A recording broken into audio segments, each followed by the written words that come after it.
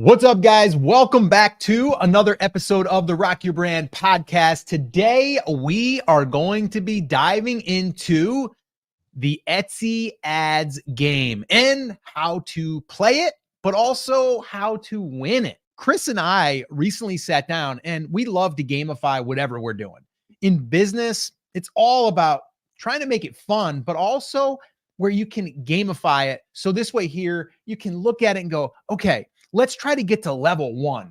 What is level 1? Or let's try to get to level 2. What is level 2? So we came up with 3 levels and really kind of reverse engineered what we have done, what we continue to do. And really, I think something that is missing, it's definitely missing. There's a lot of Etsy sellers that just don't understand the Etsy ads game. And that's what we're going to do today is we are going to break this down level 1, level 2, and level 3. And we're going to hopefully help anyone else out there that is struggling with Etsy ads or not running them yet, which actually leads me to asking my first question of the day. And that is, who right now is running Etsy ads? And if you are here live, drop it in the comments. If you are here watching the replay, drop it in the comments. Let us know. And we can go ahead and see, kind of get a little bit of a poll going here and see who is actually using Etsy ads. Chris, with that all being said, I know we've got a bunch of stuff to cover here today, so I want to get right into it. And I know people want to get right into it. Where do you want to start? Let's start at the beginning, Scott. And I know you and I talked about some of these different levels, and I think we called level 1 the foundation. So let's just start. Like, a lot of people that we talk to say, hey, like, I've got all these listings. How many ads should I run? What should my budget be? Should I just throw $50 on everything? What does that look like? So, Scott, if we're thinking about level 1 here, if we're thinking about creating this foundation, what does that actually look like for people? What should people be doing at the very beginning? Is there a basic set of rules that we can give to everybody? Well, it's great, Chris, that you set up that question because you know the answer, and I'm going to go ahead and give you the answer, but we're going to go ahead and explore the answer. And that is level 1 is really about creating the expectation, but more importantly, creating the foundation. Once you understand the expectation and really what we are using ads for, I think before we even get into playing the game, we need to understand how it actually works. And with the expectations of not just looking at ads as, okay, I turned on ads and I went ahead and I got a sale. Like, that's what people are signing up for, right? When they're playing the game, they're like, all right, I'm playing this game, and the way to win is to put $1 in and make a sale. Like, that's what we're trying to do. Or put $1 in and make 2 sales. That's even better. Or maybe 3 sales. But what a lot of sellers are doing is they're not looking at the full picture and really how that flywheel starts to happen and really helps support and promote the rest of your products or even that individual product. So I think the first thing that we need to understand before we even start playing the game is that right there. Now, we did do that on another video. I'll link it up in the description. So this way here you have access to it. But it's something also that we talk about in our Etsy ads guide. If you have not yet downloaded our Etsy ads guide, which kind of goes through our entire strategy, our philosophy, our methodology, all of it, then just in the comments, put ads. If you write ads, it's 3 letters, put ads in there, and we'll go ahead and we'll make sure that you get a copy of that. Okay. It's really important that you understand before you even get started and kind of like how it all works. We actually break down the strategy that we use and everything in between there. So make sure that you download that. So this way here, you have a good understanding of it. Okay. Now that I've kind of set that up, let's get into level 1. Level 1 is the foundation. That is where we're setting the stage, right? We're trying to get everything dialed in as much as possible in this level 1. And we start with one of the most important things, and that is choosing the product that we're going to be promoting. Now, a lot of times people, they'll just turn on ads on all of them and put $1 budget and expect that dollar to get reach on all of these products. What we want to do is we want to focus and we want to be able to have the best chance of winning using ads. But what we want to do is we want to also then make sure that that product's getting demand. Okay. Because if it's not getting demand, you're going to turn on ads and you're going to be disappointed because you're not going to be getting any traffic. And if you are getting any traffic, it's gonna be very little. And then you're going to get like one click and go, it doesn't work. No.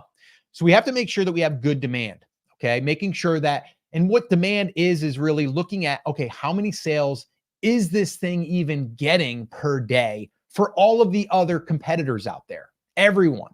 Okay. What is that? And kind of doing a little bit of research there to see what you can expect. So there's your expectations. Once we have that, and we know that we have a product that we could put some ad money behind and it could, get us some traffic and get us some sales. Well, then what we need to do is we need to optimize for the sales. And the way that we're optimizing for these sales is we need to make sure that our listing is dialed in. It's what the people are seeing in the thumbnail and they're clicking on and they're going over to our listing. And then they are going to see that, yes, I clicked on this image and yes, that's what I want. And when I get there, it's just reconfirming what it is that I clicked on. Okay.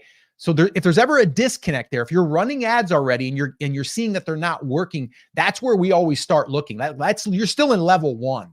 Okay. And so what we want to do here is we want to start making sure that our images are dialed in. Okay. We also want to make sure that if we're running ads on that, you don't have to, but I would definitely recommend it, is I would put a video in the video slot, because that's going to also draw attention to that ad while it's being displayed. But your thumbnail, your main image, is the most important thing, because that's what people are going to see first. And that's what's going to get them to click. Okay. So we want to make sure that that's dialed in. We also want to make sure that our title is representing the product that they're looking for. Also, we want to make sure that the title is dialed in, because that's what is being indexed inside of the Etsy algorithm. And that's what's going to help us get displayed, okay, for the right search term. And that goes right into, well, what kind of tags are you using? Etsy tells you specifically that tags are a piece of criteria that their algorithm is looking at to display your ads to the right buyers. Okay. And then, of course, the other things, description, we want to make sure that that's well written. We want to make sure that it's giving people all of the information that they would need to buy. And then the other thing is if you have reviews, you want to make sure that you put some of those reviews right in front of those people and put one like in an image slot. So those are some things that we want to optimize. The other thing is one other thing that doesn't really get talked about is if we're running ads on that product, and if it's a new product specifically, then what we want to do is we want to make sure we also are running a sale. All right. And Etsy just came out with a really cool little study that they said that they were seeing that people that are running 10% sales are not converting that high. But what they did notice was 25% was converting way better. So that's one little thing that we're going to make sure that we're using is the 25% for right now. And we're going to test it. But that's something, if you want the best chance of your ads working, you need to make sure that this foundation is set and it is all ready. So this way here, when we move into level 2, okay, moving into level 2, we need to have all these other things done before we even think about doing anything in level 2, which we'll get there here in a second. Chris, what did I leave out there? Or did I leave anything out? Yeah, I think the real secret to level 1 here, right? If we're going with that guide, that walkthrough, right? The old Nintendo Power Magazine level walkthrough of how to make this work from a foundational standpoint, Scott. We're not talking about driving traffic at this point, although that does happen. The real key to setting our foundation here is having a well-crafted listing from a search optimization standpoint, and having an optimized listing based on what we know, right? So we're creating something that can lead to organic traffic that will get us in the range of where we want to be for the keywords coming back from Etsy, right? So we're making sure we're including all of the relevant keywords that we're aware of, at least at this point. Our ads data, as we move through some of these different levels, will give us more and more of those keywords that we may want to include or re-optimize for. But at this point, we're taking our best guess. So before we even get into our couple dollars a day budget, before we get into this, setting the foundation for Etsy ads, the first level, is actually about crafting a quality listing. And the reason for that is if we have a, for lack of a better term, crap listing, no one's going to buy. We can drive all of the traffic in the world, all of the hyper qualified traffic in the world. We can be the only person on the Etsy platform that sells Chris dancing avocado mugs or whatever it is. And somebody can even type in Chris dancing avocado mug. And if our listing does not do a good job in connecting that search term to the intent of the customer, if it doesn't, answer the questions they have about the materials or the make or how it's printed in the description, if it doesn't have images that show that it's a dancing avocado on one side and it's got Chris on the back or whatever, then they're still not going to buy. So all of the traffic in the world is not helpful if we don't set that foundation. And this isn't rocket surgery. We don't have to sit around spending all day, every day trying to craft the perfect wordage, the perfect images, but we do have to take into account what we already know and then create that listing. The second step here, Scott, is to make it enticing. We want to entice early purchases. In most cases, that is going to involve us running a bit of a discount, because what we're trying to do in this early stage, whether that traffic is coming from ads or organic, is increase that conversion rate. One thing we know that increases conversion rates is running promotions. And to the point that you just made, Scott, Etsy's CEO said in an interview over the weekend, they had typically advocated as 10%. That was kind of their baseline rule. And what they found was, because that was kind of the minimum for them to show a lot of things, that was what everybody picked. And so their goal now is to say, hey, that doesn't convert as well as higher discounts. I don't know if he said 25% is like where they found the best target is, but obviously if it's higher than 10%, right, 25% is a safe target. And that was the number that Etsy CEO threw out as something that they were trying to educate sellers on. So if we're setting that good, solid foundation and we're creating an environment where people want to purchase, then even with a limited budget, we will start to see results. And that's really, Scott, in my mind, what level one is all about, is about creating that foundation, creating an environment where, if you drive qualified traffic, that people have the actual opportunity to purchase the things that you're selling, and then driving that qualified traffic in a very slow and controlled way. And Yeah. Go ahead. No, I was going to say, and I mean, in level one, we should also mention, like, once you have the foundation set, you have all of the pieces in place. Yes, we are going to start with a low budget. So I just want that, because to move into level two, we need to have some data. And I think it's important for people to understand, like, the second part of level one is really turning it on. Okay. And then from there, we're going to, in level two, we're going to step back and we're going to be able to now analyze and evaluate. And we'll get to that here in a second, as far as like what we're going to look at. But part of level one is foundation, right? Getting all that stuff in order, and then low budget. Let's get it turned on so we can go ahead, and then we're going to move into level two. So I just kind of wanted to bring that up, because I don't want people thinking like in level one, you're not actually turning on ads. You are.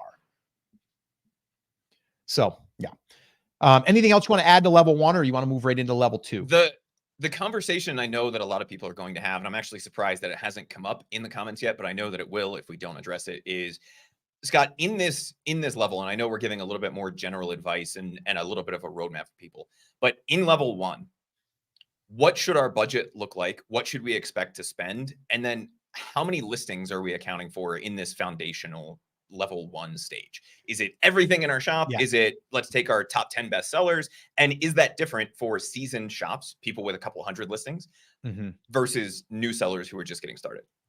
Yeah, I think when you're first dialing things in, it's going to be better to have a very tight budget and a very focused product list, let's say, right, that you're going to be advertising. It's going to allow you to really, really hyper focus on that. Now, once you get rolling and you get more comfortable and you get into like level three, I would say that's where you would probably then say, okay, let me go ahead and add more products. But in the beginning, we want to keep it super simple. The other question I want to ask right now, because I know that there's going to be a question, or there's going to be, people saying that they can't because they just don't have the money or whatever. I'm curious right now, and I want you to be 100% honest with me, and I'll be honest with you. Who spends money on a coffee or a frappuccino or a cappuccino or an iced tea or whatever your drink of choice is in the day?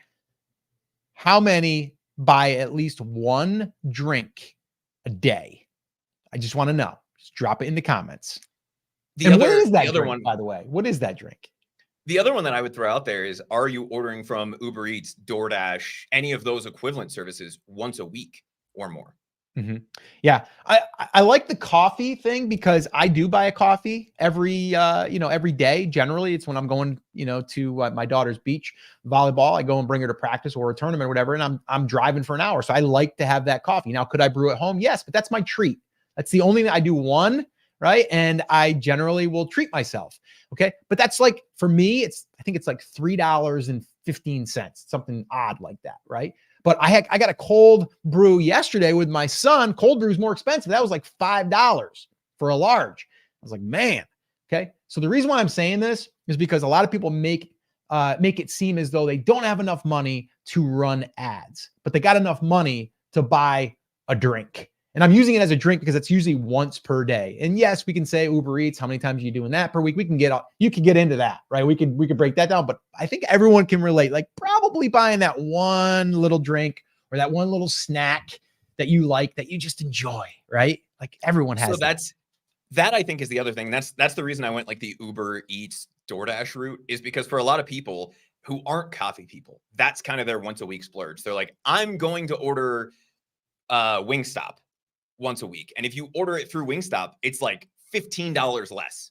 But you don't you got to go pick it up and then you're spending on right. So there's a lot of little things that start to add up over time. And I think the thing that most people don't realize is if we're talking $3 to $5 a day, Scott, that's like one meal out a week or one, medium-sized coffee a day.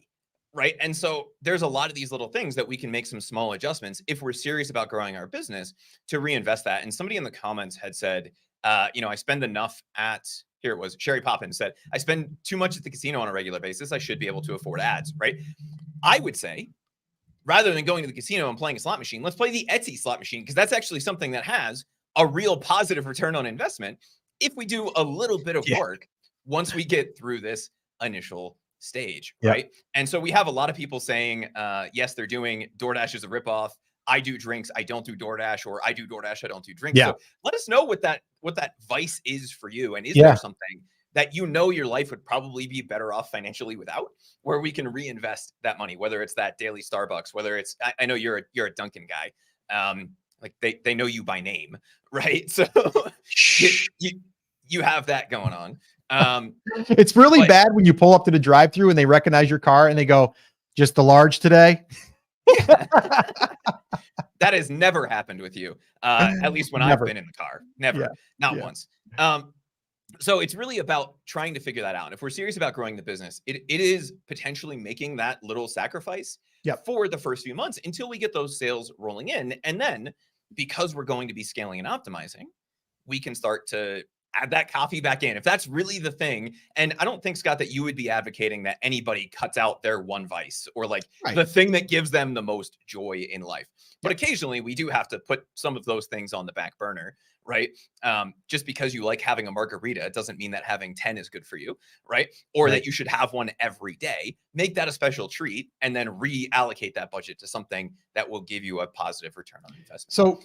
So Chris, I don't want to keep going down the rabbit hole here of like drinks and all that stuff, because we get the point, right? The point is if you're complaining you don't have enough money for for ads to turn them on, even $2 a day, there's probably $2 a day somewhere that you're spending that you don't need to spend. So that's the point. Hopefully we made that. And thank you guys for sharing. A lot of you say you're making your coffee at home and bringing it with you. You guys are awesome. You guys are more disciplined than me. Okay, let's move on to level 2.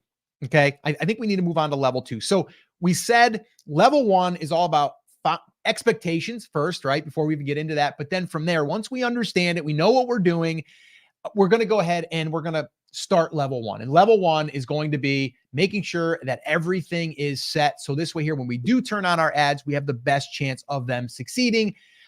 But we also need to turn them on and start with a daily budget. Now, $2 a day would be probably my minimum, but I probably am going to start with $5 a day. Why? Because I want data faster. That's just me. Okay. But if $2 is all that you want to spend, fine. It's perfect. But it's going to at least allow you to start doing the things that we need to do in level 2 to identify if what we are selling is getting noticed, if it's getting clicks, if it's getting sales, and what's bringing in the people, right? Like what kind of keywords and stuff. Okay. So once we get into level 1, or we're going to move out of level 1 is after we've done all that. So now let's say that we've done that. Now, usually what we're going to do is 5 to 7 days later, okay, we're not going to touch anything. That's the other thing. A lot of times people are in there and they want to touch things, right? Like, oh, it's been 24 hours. What happened, right? Sometimes it takes Etsy to understand who it is that you're reaching. Okay, so you have to give it a little bit of time. So we always tell people at least give it 2 or 3 days before you do anything, if you're going to do anything. But a lot of times it's like set it and forget it for 3 to 5 days. 7 days is even better. Okay, so once we do this, okay, once we again start everything, now in level 2, it's all about evaluating the data. Okay, and I always tell people too, this is also a great thing. Even if you're not getting sales, you're getting data that is exactly what Etsy is saying about your product, about people that are searching for your product, what keywords you might not be showing up for. And it's going to also give you recommendations of tags that you might not be capitalizing on. So all of this happens, and it's not a tool that you need. You just need to spend the money on the ads in order to get the data. And once we get the data, now we can start making some decisions. Now we can start saying to ourselves, okay, did we get any views? We did. Okay, cool. That means that we're showing up for keywords. Okay, we don't know yet maybe what those keywords are because it might be too early, but at least we know that we're getting views. Okay, cool. We know that we hit the demand thing right. Then we're going to say, okay, did we get any clicks? Oh, we got a couple clicks. Okay. Did anybody buy? No. Okay. Too early. We got 2 clicks. We're not going to do anything yet. Okay. We're not going to change anything. We're not going to go into our listing. We're not going to do any of that stuff. We're still going to give it more time. Then we're going to wait a little bit. And then we're going to say, okay, after 5 days, what do the numbers look like? And by this time, we should be able to see we're getting views.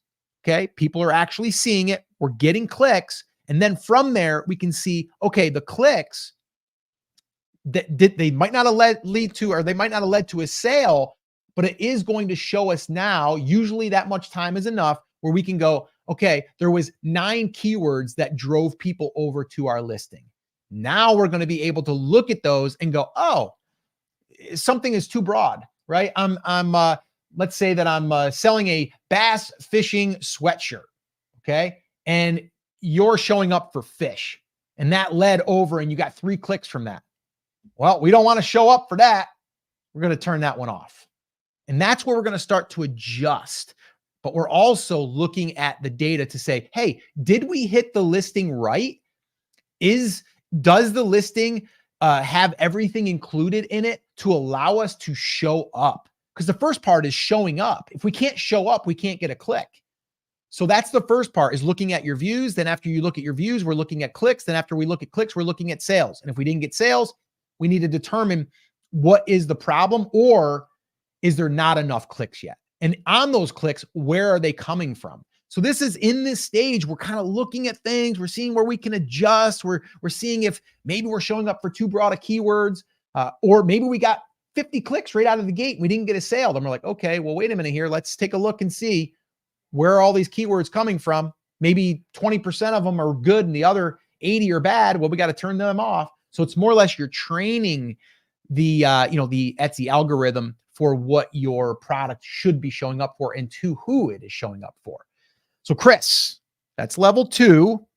What part of level 2 did you want to discuss further, or did I miss anything in level 2? So level 2 in my mind, Scott, is really where we're putting on our data nerd glasses, right? We're turning ourselves into Jimmy Neutron, just to give a shout out to the chat. We're turning ourselves into that nerd level here just a little bit, right? We don't have to be data analysis experts, but what we do have to look at here in level 2 is figuring out what's working and what's not. And there's a few different key areas that I wanted to dive into. The first thing is, are we getting eyeballs? Right? If we're not getting impressions, then something is wrong. And we don't want to look at this an hour after we turn ads on. Typically, I would suggest when you're just getting started, wait 7 to 14 days. And then after you've gone through that initial period, 14 days to a month, right? You don't have to get in and tweak this stuff, especially because we're running at a low budget. Getting in and being a little bit more clicky or click happy tends to actually have a negative effect because you're not letting things run their course.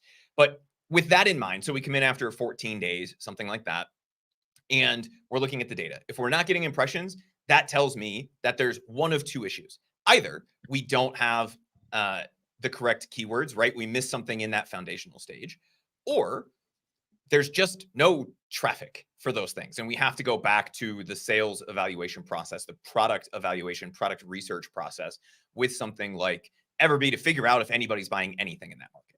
If we're starting to get some impressions and we have a few clicks, then we can go one step deeper in that analysis and start to really figure out whether those clicks are relevant or not.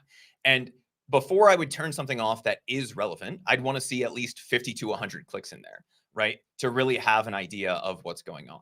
But where I would look in that first 7 to 14 days period is at anything that's obviously not relevant or anything that's extremely broad and wouldn't be something a normal human being would type in to find your product, right? I know one of the examples that we've given in the past, Scott, is somebody who sells custom wood signs, right? One of the ad terms that they showed up for and got some clicks from was wood. Well, could someone logically make their way to a custom wood sign from the keyword wood? Yeah, maybe, but there's like 90 hurdles in there. The 99.9% likelihood is that they're trying to find lumber or unfinished wood that they can use for a project themselves, right? And so we're going to go in and we're going to turn those things off and start trimming those out. Then we have to do that with the rest of our listings and come back. And we're just going to make our way through that process. Are we getting impressions? If yes, move to, are we getting clicks? If we're getting clicks, are they relevant? And if they're relevant, are they then starting to result in sales? And again, we want to see that 50 to 100 click level before we start really turning off the relevant ones that aren't leading to sales, because we're going to expect a 1 to 3% conversion rate for most people here, which means if we get 100 clicks, we should have at least one sale. And if we're not getting that, then we're going to run into some issues. Is there anything that I'm missing there, Scott? No, I think you nailed it. And I think it does come down to then just looking at the data. But a lot of people, all they're looking at is surface level data. They're not drilling in, like we said, Chris, and they're not looking at like the granular data, which is those keywords, and kind of seeing where we might be missing. Or you might realize, and I saw a question come in, or I think it was just a comment that basically said that they're running, I don't know, $10 a day, but they're only spending $2 a day. And the issue there to me, without even looking at everything, yeah, there it is right there. I'm running Etsy ads, $5 a day, but in almost 2 months, never used the $5 a day. Not even close. I was thinking about removing some items and increasing the money for the ones that are doing better. Thoughts? Yeah, Pedro, I do have some thoughts. It sounds like two things, or one of two things. Either there's not enough demand for your products. Okay. That's like first thing. If you say, no, there is, I've already validated it. There's a ton of sales happening and I know that there's traffic, right? I know it because I looked at the sales data, not keyword data, by the way, not keyword in tools like Everbee or any of the others. Love Everbee, by the way, but I'm not going to base my decision on traffic by looking at their keyword estimates, because that's all they are, is estimates. But if you're not getting, if you're not spending your budget, that tells me that there's not enough demand for that product. Or, okay, let's underscore or, okay, or you're not targeting the right keywords that have demand for your product that people are searching for. So it's either the first one or the second one. But it has to do with, if you're willing to put $5 out there and it's not spending $5, the chances are there's not enough traffic for what you have optimized for what you are telling Etsy that your product is about or who it's for. Chris, did I leave anything out on that? No, I think that's an important point, because that really is step one in the evaluations. Are we getting impressions and clicks? And if we're not spending our budget, it's probably not a budget issue. No. Unless, right, that budget is $1,000 a day, $500 a day, maybe even $100 a day, depending on your niche. But if we're in that $2 to $5 range, and that's why, Scott, our suggestion for level 1 is that we start in that range. If we're not hitting that $2 to $5 budget, we're not going to hit a $25 budget. We're not going to hit a $100 budget. And Etsy actually does something really interesting on the ad side. And I know you know this. When you first start running Etsy ads, they have a much lower cap. I think for most accounts that I've seen, it starts at a maximum of between $15 and $25 per day that you can spend.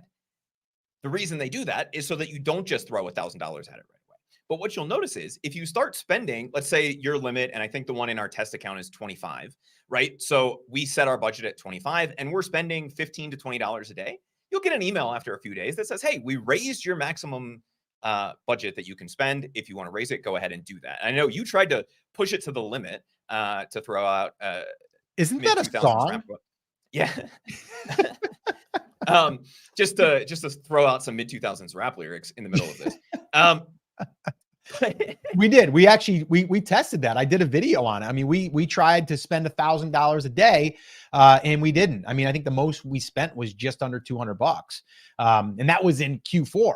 So just because you're willing to spend it doesn't mean it'll spend it. And it doesn't mean that there's not enough demand there. You have to look at your expectations once again. Right. And I think that's the real lesson here. Yeah. Is if you're not hitting that, there's a reason. Now, if we're in that $2 to $5 range, that reason is probably there's not enough demand, or your listing is unoptimized for where the traffic is actually coming in. If we're at that $100 range, that's where it's like, well, do we just add in a few more products, or do we just not care? Because we know in October, November, December, I'm probably going to hit that or exceed that and be able to push that up a little bit. So that's why we suggest starting at that low range, because it gives us an idea of if we did the rest of level 1 correctly. And once we've determined that we have, then we can really dive in on level 2 and say, where can I start to trim out to make sure that all of the money that I am spending is relevant money to be spent, so that not only am I spending $5, but I'm spending $5 on extremely relevant things. Does that make sense? Yeah, no, that's perfect. And I think it was perfect that we were able to bring that up from Pedro. And Pedro did say that he's definitely improved. His first, products were not that great of demand. Now that he goes back and he's learned how to find the demand. So, probably now you're going to get better results. So really, really good. Also, let me throw this out there for anyone that's just joining us or maybe came in later, maybe skipped ahead. If you would like a copy of our Etsy ads guide, which walks you through our strategy for when we are starting to run ads, when, as far as the strategy, the structure, and all of that stuff, just put ads in the comments and we'll make sure that we get you a copy. Okay. I think it's under 20 pages, but it walks you through exactly what we're doing, but also kind of what we're covering here in this, in this live stream. So if you'd like a copy of that, just drop ads in the comments and we'll make sure that we get you a copy. All right, Chris, we got to move on. Got a lot of stuff to cover here. Let's move on to level 3. Level 3 is pretty easy. Okay. It really is. But it also means that level 2 is working. Okay. Because you're not going to get into level 3 ever if level 2 is not working. And what I mean by that is if you're not seeing the results of you getting the sales that make sense for you. Now, here's what I mean. I don't mean that you have to be running ads and they have to be making as much profit as an organic sale. That's not what we're saying. That's never going to happen. Because like I said, in the very beginning, you have to understand how the flywheel works and all of the other benefits that happen from those sales. So for us, like even if it's, I don't know, maybe it's costing us $2 for a sale, $3 for a sale, and we're only making $7, or maybe we were making 20, but now we're making 15 and I'm giving up $5 for that. Okay. I'm still going to run the ads because I know that there's a lot of other things happening. One is I'm getting sales to that listing. That's signaling to Etsy that this product is selling. So they're probably going to want to show me more in organic search as well. The other thing that happens is we're probably going to get more reviews. So now if we get reviews from that, well, that means that now people that are coming in organically are also seeing those reviews and I'm going to convert higher.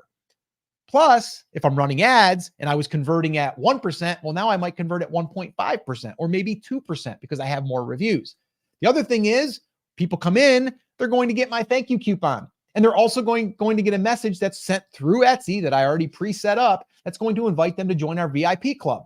And now I have someone that's going to be on my email list. So there's so many other things that are happening. The other thing we didn't even talk about is when someone's coming through from an ad and they add the product to cart, well, they're going to get a notification saying like, hey, take off whatever, 15%, 20%, whatever you want to try to encourage them. If someone favorites the item and they don't buy it, they don't add it to the cart, none of that.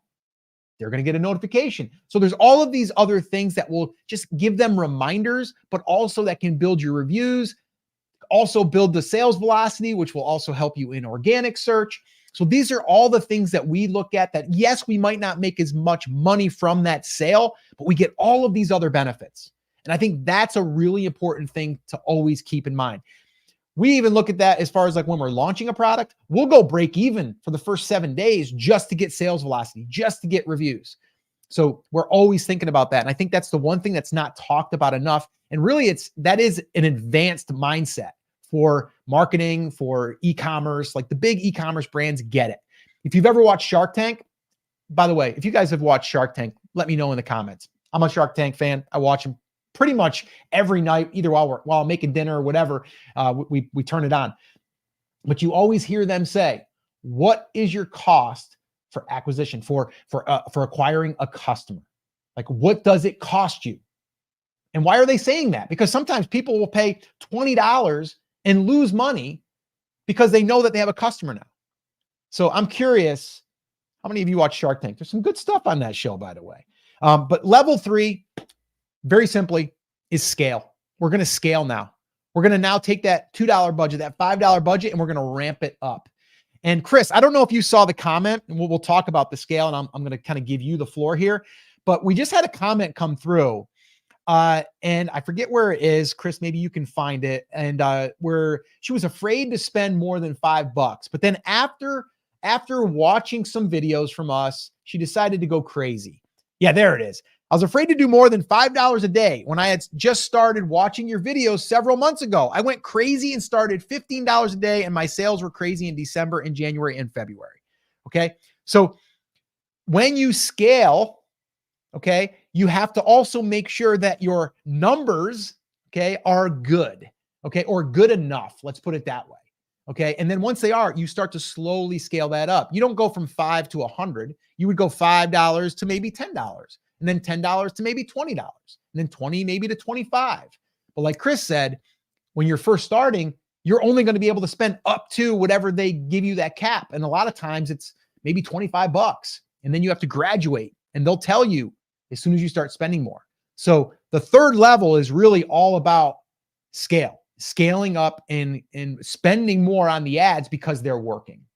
So Chris, what else can we add to the scaling part? There's not much there. I know that, but we've got to look at the data, but we already looked at that in level 2. So yeah, unfortunately, Scott, I don't have any Rick Ross lyrics about scales or increasing budget or adjusting. But I think the thing that's important here is if we do level 2 right, level 3 becomes easy for us. And all we're looking at is how quickly do we feel comfortable scaling, whether that's going from $5 a day to $10 a day, or pushing it to the limit, right? To go back to those Rick Ross lyrics, and going from 5 to 25 and seeing what happens. But it's all about the data that we get back in level 2.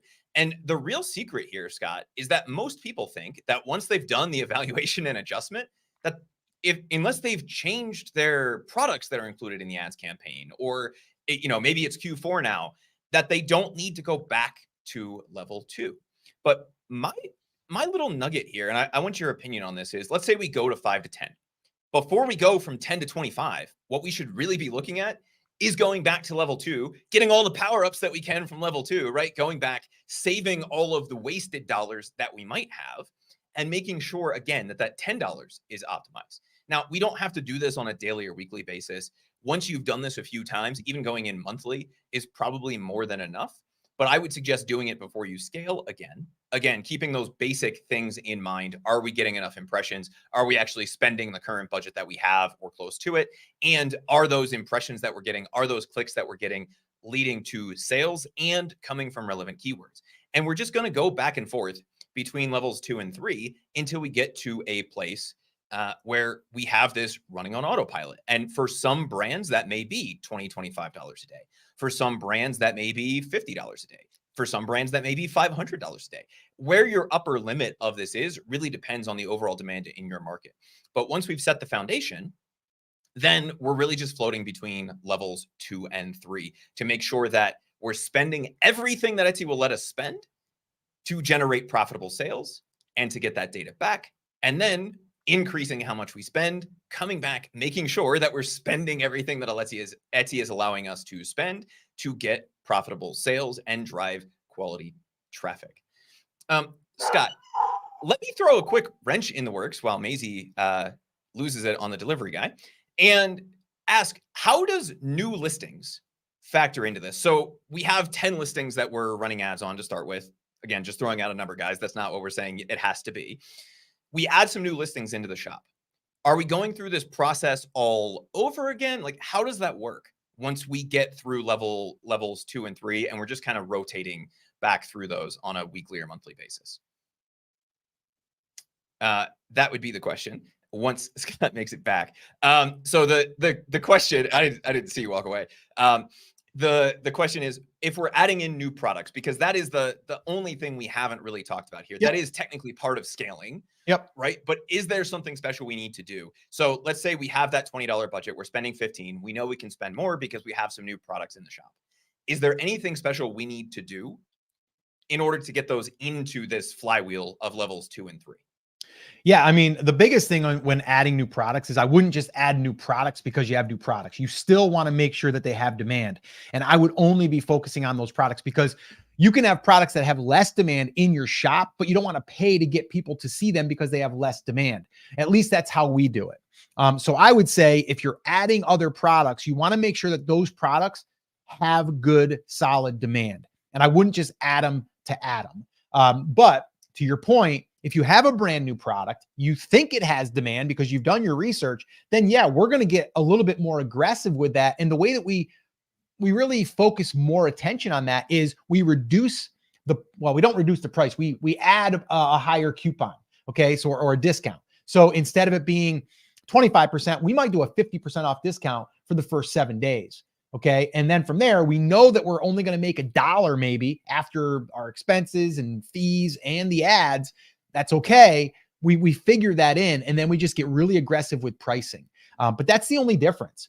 And actually, we do talk about this in the Etsy ads guide that I mentioned earlier. If you guys are just tuning in, or if you haven't downloaded a copy yet and you would like a copy and kind of see our entire strategy and kind of how we go through this in scale, go ahead and put ads in the comments, and we'll make sure that we get you a copy. All right. But Chris, that's the biggest thing for me is like, I think if people have 100 products that they're going to start to advertise, number one, you're taking that budget and you're spreading it out to try to reach all of those different products. And if those products are they all have good demand, you're going to run out of budget real quick, or it's going to be throttled inside of Etsy because Etsy wants to be able to advertise your stuff, but it's going to have less frequency now. So you have to be careful with that. One other thing, Chris, I will say before we wrap up this section is another mistake that I see people making. And I think that they feel as though if they reduce the amount of inventory that they have, even though they have the potential because it's print on demand to do as much as you want, they reduce it because they want it to show like, only 5 left in stock. That might work okay for your ads because you're going to drive traffic. But when you're looking at the organic side, it could actually hurt you because then Etsy might look at it and go, oh, they don't have enough inventory. So we're going to kind of pull back how much traffic we send them because we don't want them to not be able to deliver. So that's one little thing that I just kind of wanted to bring up that could be a mistake. But Chris, let's kind of wrap this up, put a little bow on it. Why don't you do a little recap here of level 1, 2, and 3? Yeah, so if we're trying to run Etsy ads, if we're trying to play this game the right way and the way that gets us the best score at the end, right? The most sales, the most traffic, the most favorites, and quite frankly, Scott, the most profit. There's really 3 different levels to this game.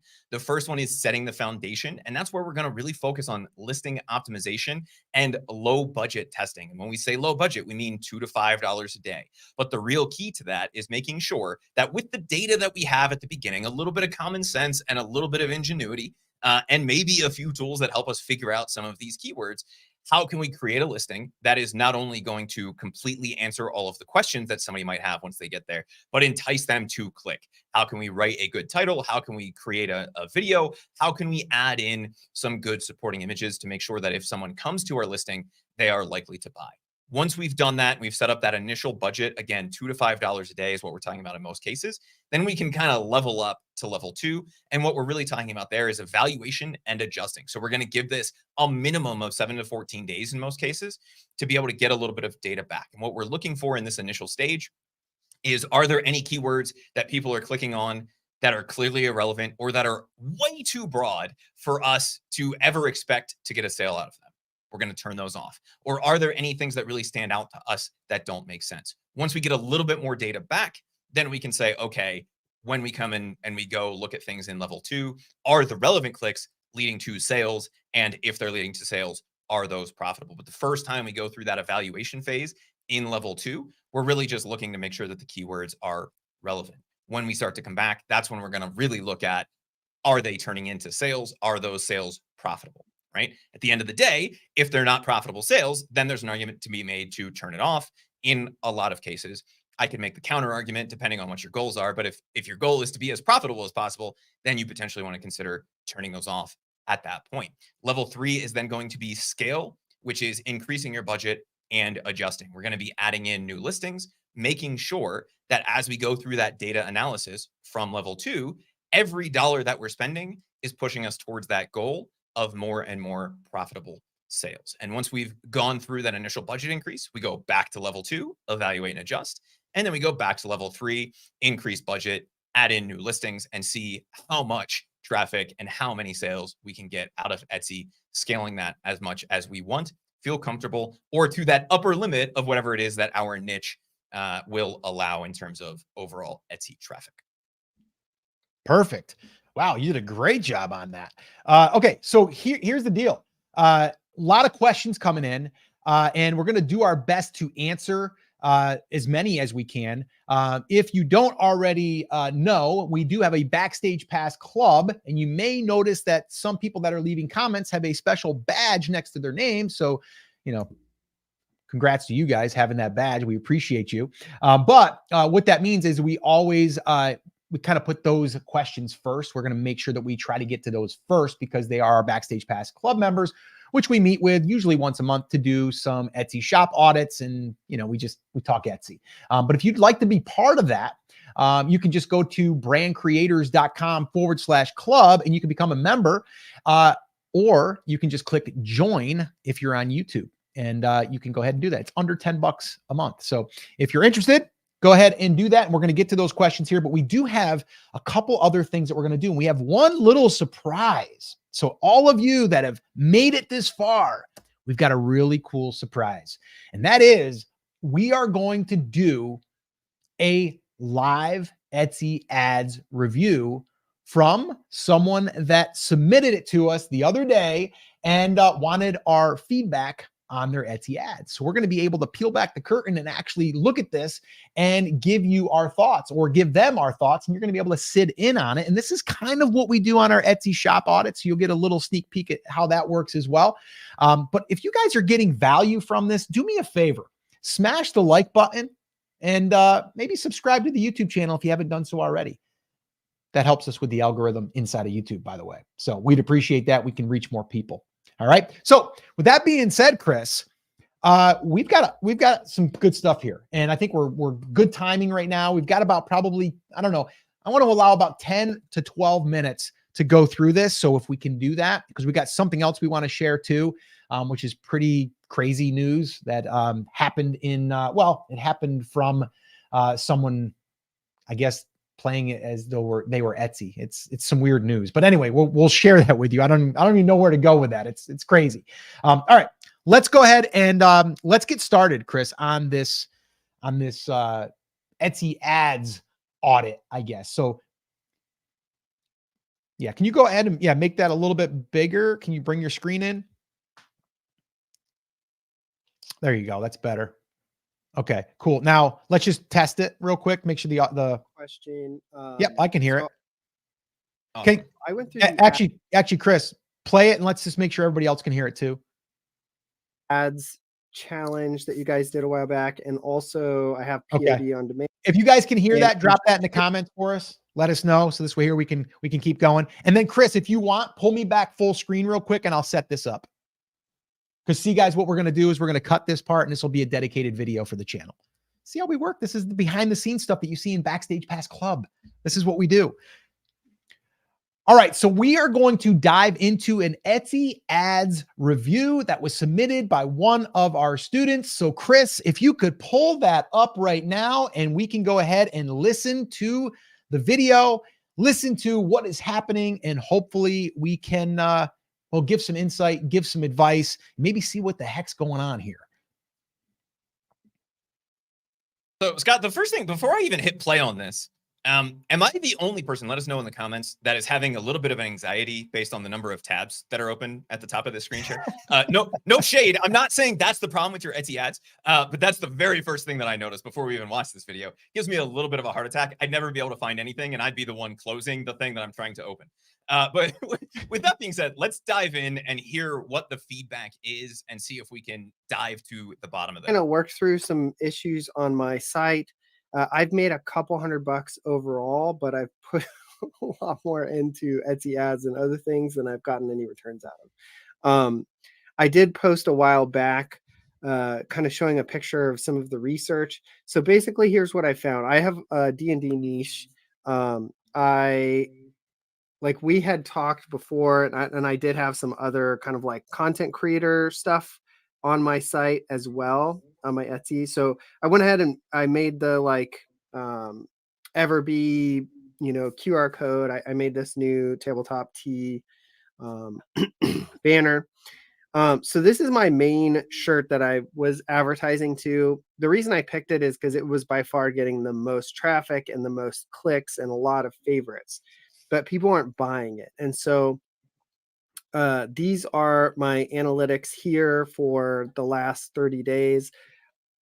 Hey, before we dive I was going to say, pause right there. I wanted to get your feedback, because one of the things that we talk about in terms of optimizing Etsy ads is really understanding the foundation, setting the foundation for that listing optimization. Yep. Obviously, the one thing that really stood out to me was he said, I'm set up to collect some emails.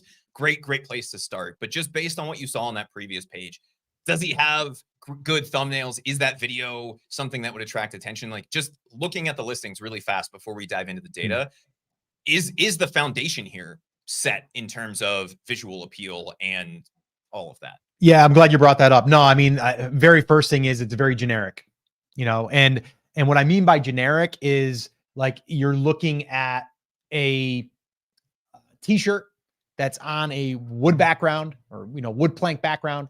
And it's basically, the same as everyone else that they're doing out there.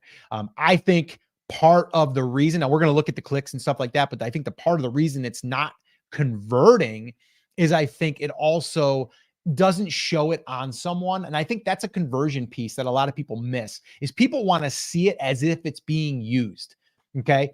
So I think, to your point, Chris, I think that the mock-up could be done a lot better, so it shows an actual person, and it doesn't even have to show the full face. It could just, you've seen them before where it shows like from the nose down, but it just, to me, it needs to stand out better as far as if someone's scrolling, they're seeing it's kind of in competition with all of the other black t-shirts. Like there's nothing that's making it stand out to me.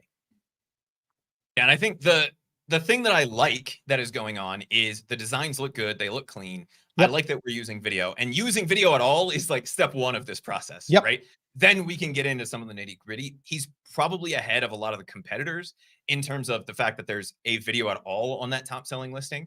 Yep. The question is there a better way for us to optimize that? And we'll start to learn that as we do a little bit of a deeper dive into the data. So let's let him share that with us. Yeah. Let's see. I can go even further. Let's do. Hey, Chris, pause again real quick though. Can you go back? I just wanted to see those numbers real quick again.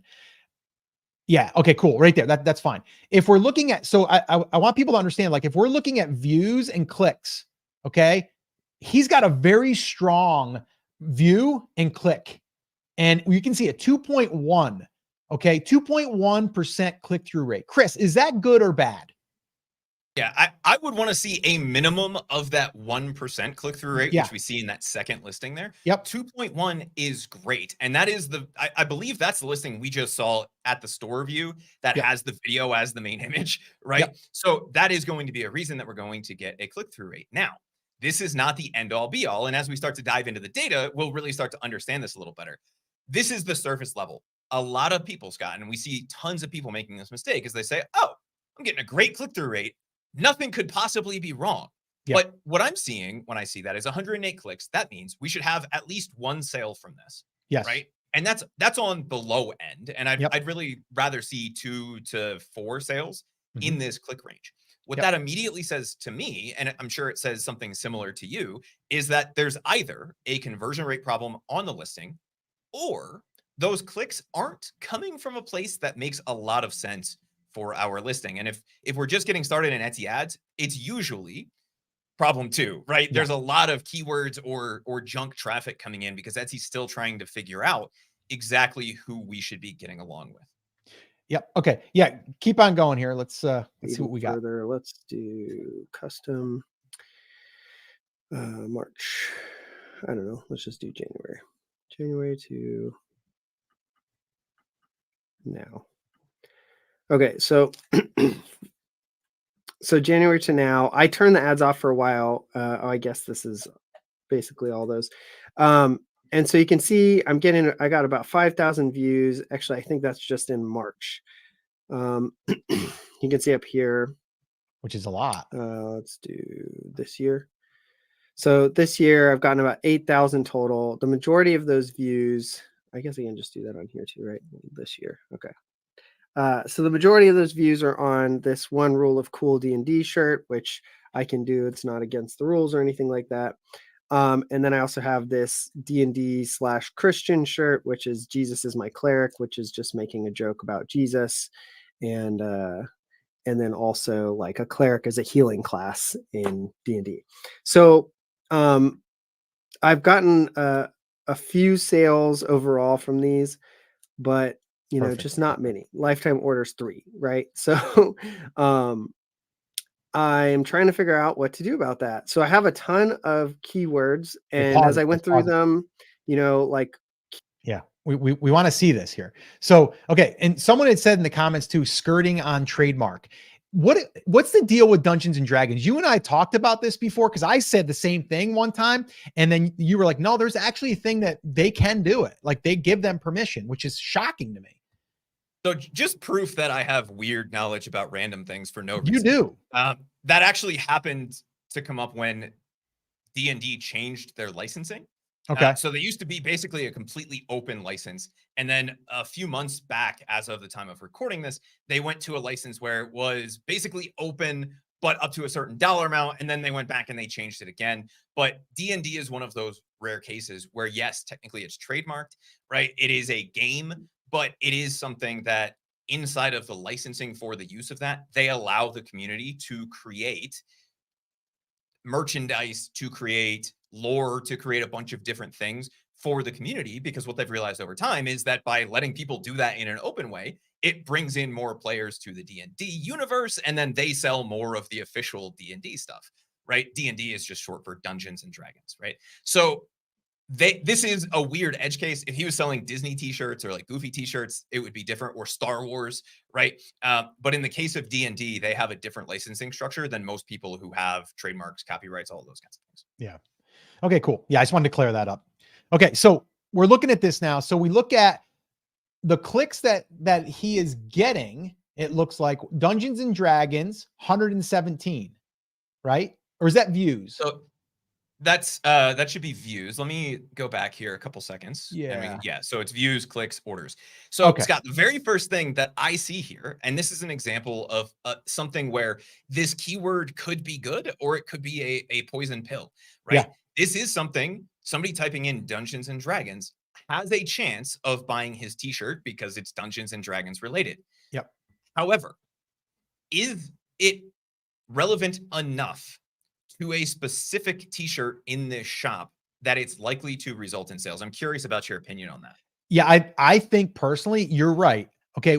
I don't know if we've had enough data, but I would say Dungeons and Dragons is very specific, but it's so broad. It's like, it could be Dungeons and Dragons, a case for the game, right? It could be, a sweatshirt that someone was looking for, or maybe it was, a decoration, or maybe it was a gift for someone, right? And yes, you could say that could be it. But if we're advertising, we need to make sure that that thing that is being searched for is really, really close to what we have to offer. Because like you said, someone could be curious. They're not really interested. They saw it. They thought it was cool. I'll click on it. It cost you those 3 clicks, but it didn't result in a sale. And that's because it was just a little bit too broad. So I'm not sure if I would turn it off yet because we haven't had enough data, but that is something I'd keep an eye on. And the reason that I bring this up specifically is because the example that you and I give is somebody who sells custom wooden signs, right? If they had the word wood here, we would turn that off, because that is, yes, it is relevant to the niche, but that's like saying we sell bass fishing stuff and somebody typed in the word fish into the Etsy search, right? They could mean they want to buy fish for dinner. They could mean they want pet fish. They could mean, there's a million different things that they could mean. And especially in the case of something like Dungeons and Dragons, where there's figurines, there's custom dye, there's all of these kinds of things. It's probably not where we want to see those impressions coming from. I'd rather see the longer tail variation of that. That would be Dungeons and Dragons shirt. I'd be very comfortable with that keyword, right? So the way to figure this out, if we're not sure about to turn this on or off, is to type that in to Etsy and see what comes back. If they're showing us a wide variety of terms, right? They're showing us some t-shirts, they're showing us some of those things, I'd leave it on for now. But if Etsy and their algorithm says when somebody types this in, what they're really looking for are dice for Dungeons and Dragons. You'll see that in the search results. The vast majority of the organic traffic will be directed towards those results, because Etsy's goal is to drive people towards the products that they're the most likely to purchase. And so if that's the case, then we'll start to see that reflected in the search results. If they just don't know, then we can leave it on for a little bit and start to figure it out ourselves on the back end. If it's very obvious that it's not our product, then I would come in kind of right away and turn it off. Okay, cool. Let's keep going. So I have a ton of keywords, and as I went through them, so that perfect example, D&D shirt right underneath that, right? 80 impressions, 1 click. That's what I would want to see. That's what I want to see. Keyword pruning, like you guys were talking about. The majority of these keywords all make sense as far as like they're all D&D related. They make sense, but they don't specifically make sense for the exact product. That's where we have to be careful. So I just wanted to say that, like, in his head right away, he's like, no, these all make sense. It says D&D. Like it is, but in reality, it might be not specific enough when we're advertising. Perfect example. And I'm highlighting my screen, like y'all can see my mouse. I guess if I bring it over here, you can. D&D stickers, right? Obviously not a D&D t-shirt related to D&D. Yes. A potential buyer. Yes. But a waste of that ad spend if they're clicking. Now, in this case, they're not clicking on that. We're getting a few impressions, but that would be something I would want to turn off. And then if we see something like Paladin, which is typically a class in role-playing games, right? RPG, yes, this relates to RPG, but again, probably too broad. TTRPG, tabletop role-playing game, right? Dungeons and Dragons, technically a tabletop role-playing game. So it is relevant to our niche, but not relevant to the product. And if we want to optimize our spend, we need to be really careful with how broad we let those terms go. The majority of these keywords all make sense as far as like they're all D&D related keywords and things that I think, like if someone was going to D&D stickers, they might also want a shirt. Kind of thinking from a point of view of like a brand, or the same kind of market might want the same sort of stuff. So there's nothing in here that super stands out to me as weird. Like even RPG shirt, I don't know why I turned that off. Yeah, so like Dimension 420 is a tabletop RPG show. D&D Sorcerer, tabletop RPG. Like these are all role-playing. Crawler Carl. I have no idea what Dungeon Crawler Carl is, but it sounds like it could be similar. Mighty Nean is another tabletop RPG show. This is a character from a tabletop game. So it's all related. Okay, so I wanted to just make this point again. Just because it's related doesn't mean we should leave it. Exactly. Now, the cool thing that we can do with this data is we now know that there's some interest in whatever Mork Borg is. What was it? Dungeon Crawler Carl. As long as that's something that's not trademarked, we can use these as potential product ideas, but this is not what we want to see at the product level in our ads data. Now, granted, not a lot of these have clicks, so we don't need to be hyper worried about turning them off.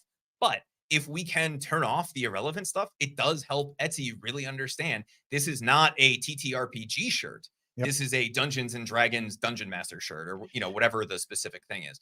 And so we do want to come in and trim some of these really obvious ones out. Don't discard the ideas, but make sure that if it is relevant, that you kind of put them in your back pocket to think about, is there a way I can incorporate this into my store? Because it is niche related. And this is a great place to find additional niche related ideas, just not very relevant to this product.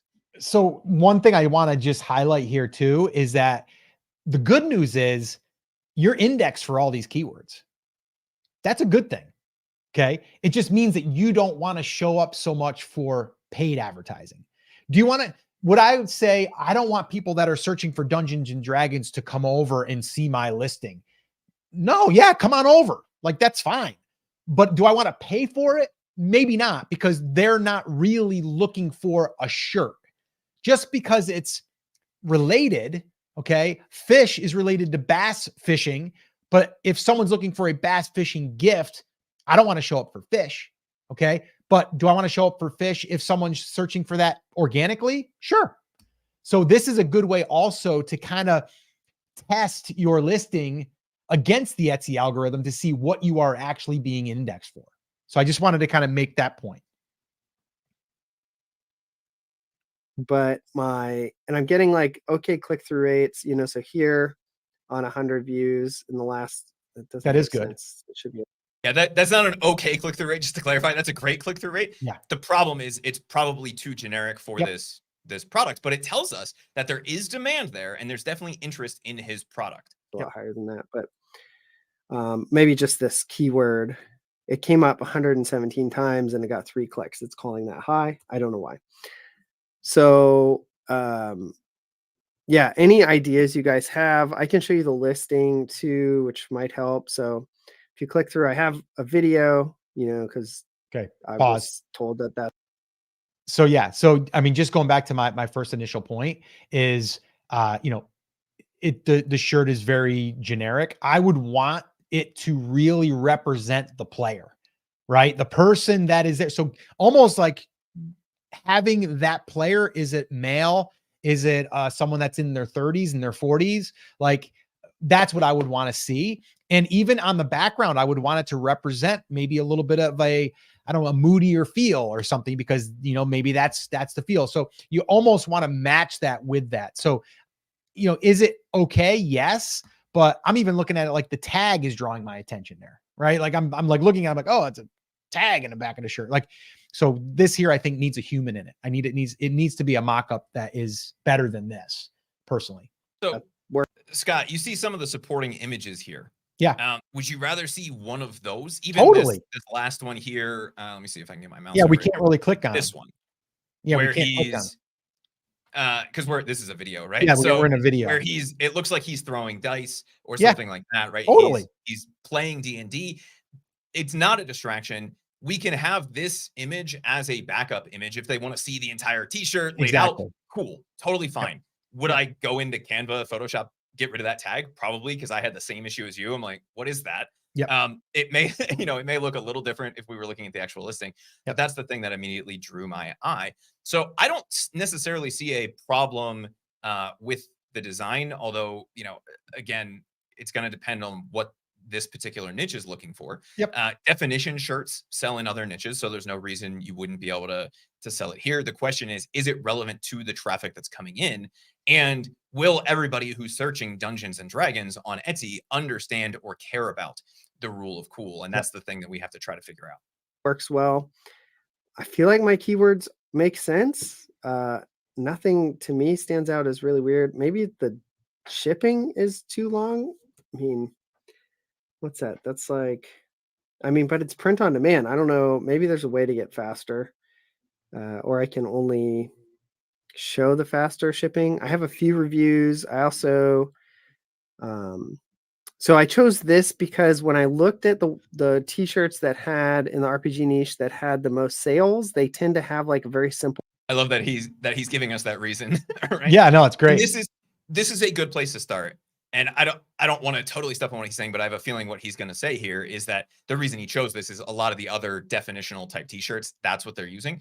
Again, great place to start, but what does the data tell us? Yeah. Full background.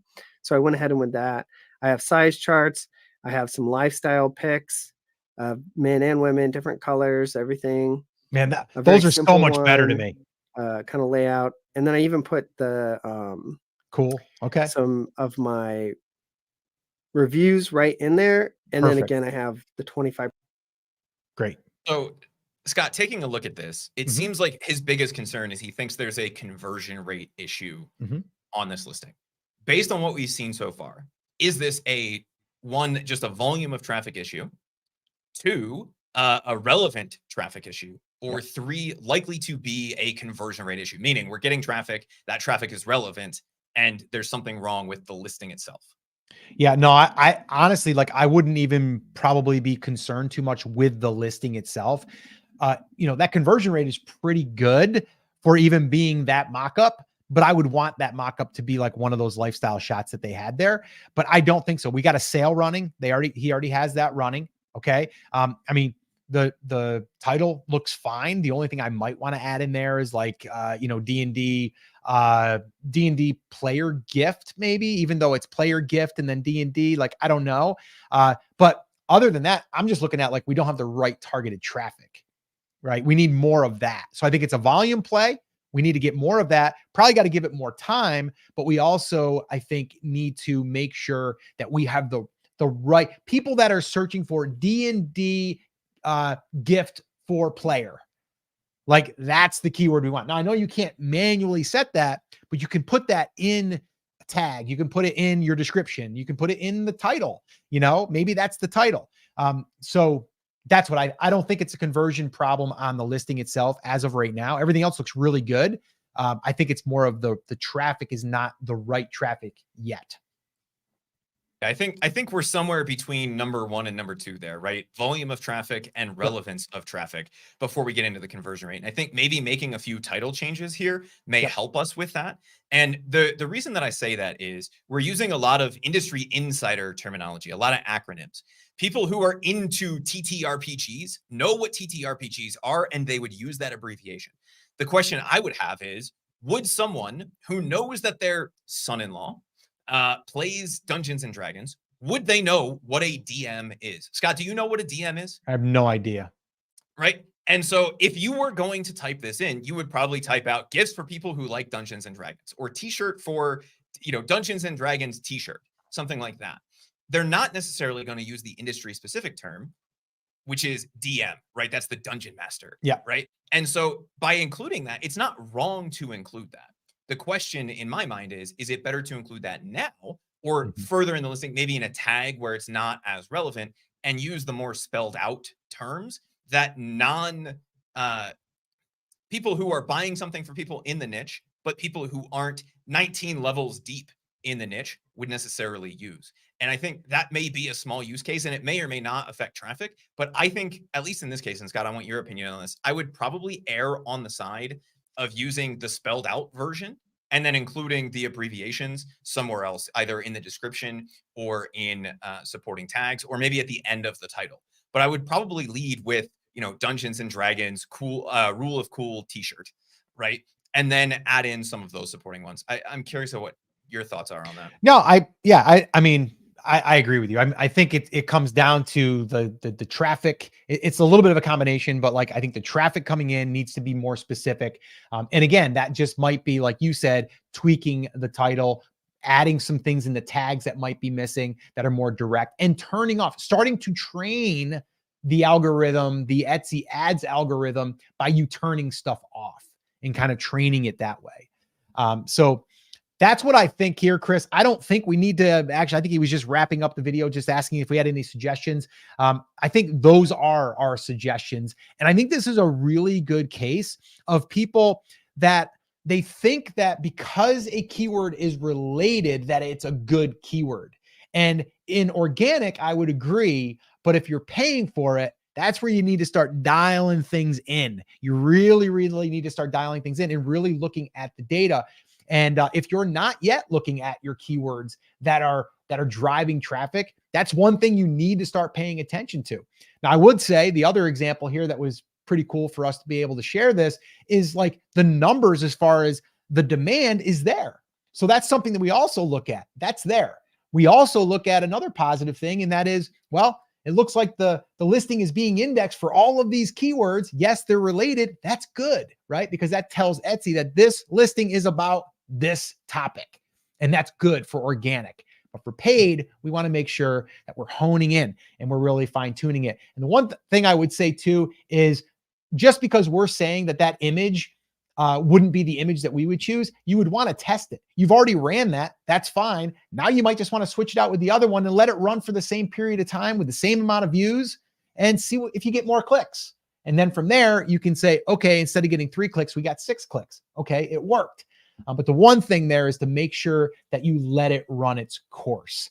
All right. So I want to just say, I think these are great. Let me know in the comments, was this helpful? Was this useful, us doing these? Because we might do more of these in the future. And if you would like to download our Etsy ads guide for free, by the way, just put ads in the comments and we'll make sure that we get you a copy. All right. So hopefully this has helped you. Chris, anything else you want to add? I know we got questions. We got another thing we got to address here. Anything else you want to end with?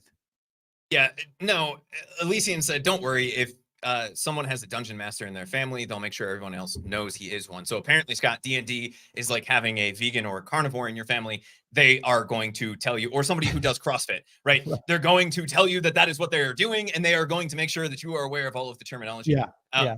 That may be practically the way that happens, but I would always err on the side of making things as obvious as possible for the non-D&D people. I think the other thing that really stood out to me, Scott, is a lot of people in the comments are saying this is a great niche, but there's a lot of ancillary things. There's a lot of shoulder niches to this that we could expand out into, whether it's other tabletop games, whether it's nerd culture in general, to make sure that we're capturing the most demand. And if people are into some of those other tabletop games, the likelihood that they're into something like D&D is pretty high. And so if there's more demand for those things, then we can add those in. And one great way to know is to go back to that data that we were just looking at, that click-through data, look at some of the keywords that aren't necessarily relevant to the D&D rule of cool product and see if there's some additional ideas that spark from that. We saw a lot of good examples of that. And if you guys are looking for a way to expand your product library, great way to do that is by looking at what is irrelevant traffic to a particular product, but is obviously related in some way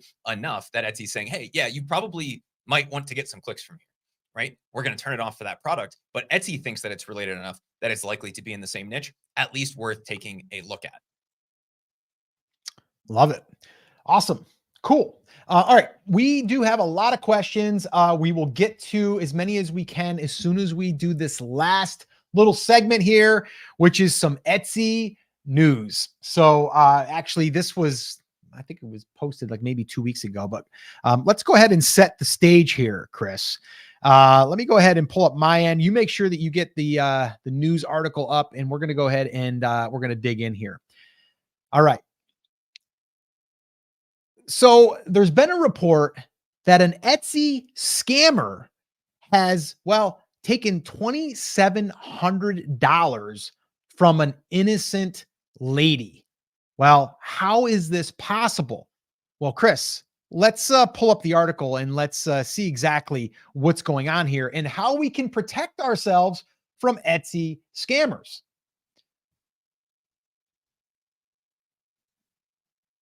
All right. So, Scott, we've heard a lot of things coming out about different ways that people are being scammed. Etsy is doing a lot of different things to try to stop the scammers. And this one was a new one to me. Most people that I've seen getting scammed, it's people trying to get their email address or trying to get their phone number, whatever they're using as that second step to authenticate their Etsy account, to then take over their Etsy account and use that for nefarious purposes. Right.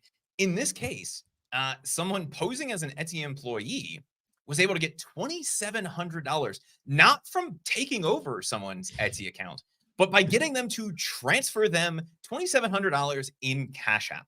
And if you guys don't know what Cash App is, right, it's basically 21st century PayPal, right? PayPal has been around for a while. Everybody kind of has that as their thing, but it's a way to instantly transfer money between and among friends. And the way that most people will use Cash App, Scott, is let's say you and I go to dinner. and you pay for dinner and I want to pay you back, I'll send you the $35 that my dinner cost in Cash App, so that we don't have to have that really awkward conversation with the waiter about, can you split the bill? And, oh, did we split the appetite? We don't have to have that conversation. You just pay it. I figure out what half is. And I send you half in Cash App. It's kind of like Venmo, right? Yeah, it's basically Venmo. And a lot of scammers have started to use it because they can create fairly anonymous accounts. And it's so easy to transfer money that if you can get somebody on the line, then you can really start to get a substantial sum of money out of them.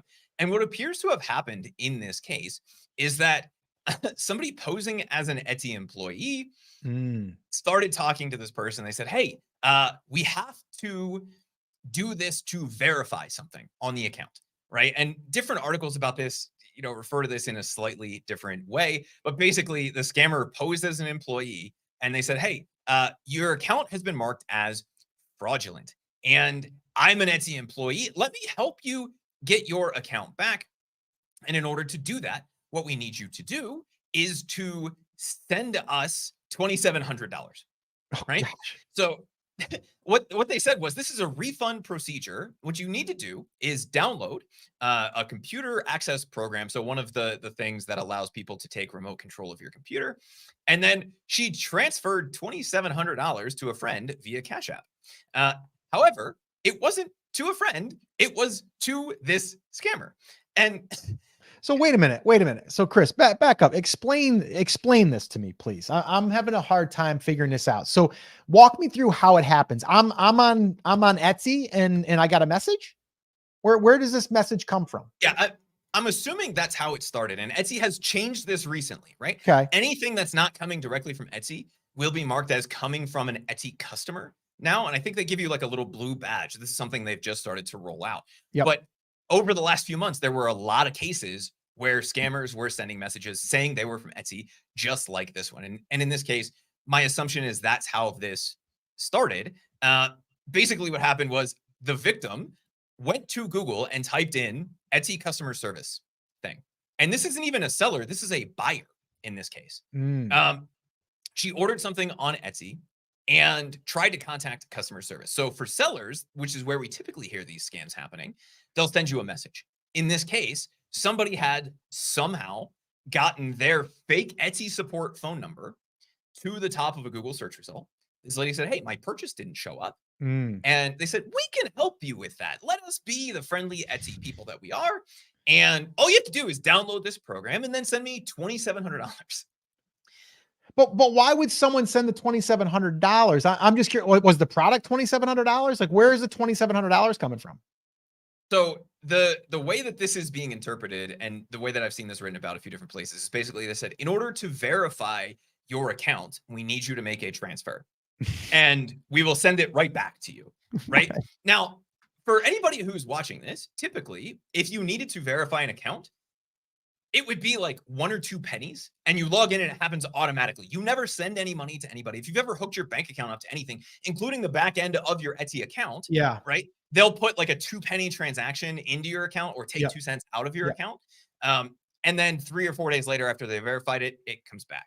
How they got to $2,700, I'm not quite sure, but this is something that's very common with these types of scams. So in this case, wasn't a seller, was a buyer. So we don't have like the buyer-seller messenger thing going on, but it is something that even sellers would want to watch out for, because if this is happening on the buyer side, the chance that they're going to try to replicate this on the seller side and go to Google and rank something that is Etsy seller support phone number, you better be very careful with who you're calling, right? Because this is something that's going to happen. And if you don't know any better, it is very easy, if you are even mildly trusting of anyone, for this to happen.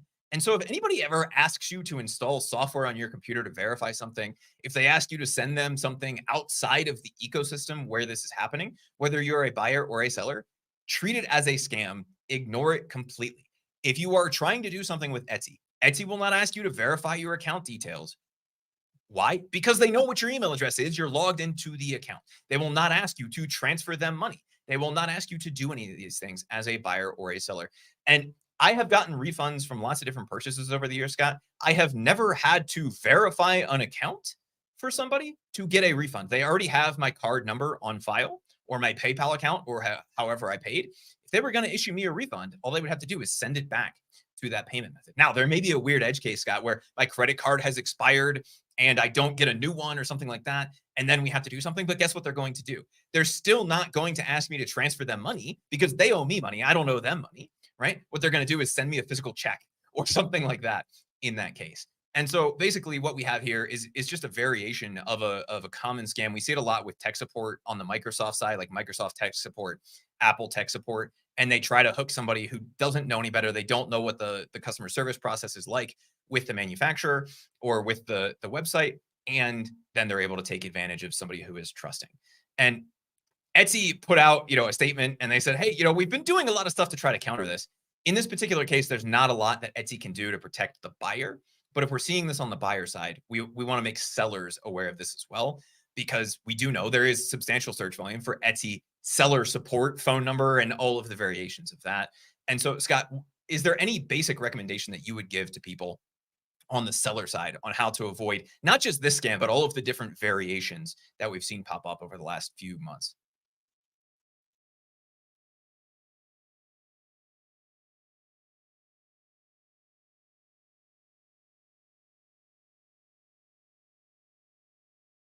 Scott, I think you're muted. That's better. I thought it was me. So the very first thing is common sense. Like, we have to use some basic common sense right now. If someone asks you to transfer money or confirm your social security number or any of that stuff within a message type thing, then I would like red flag it. Okay.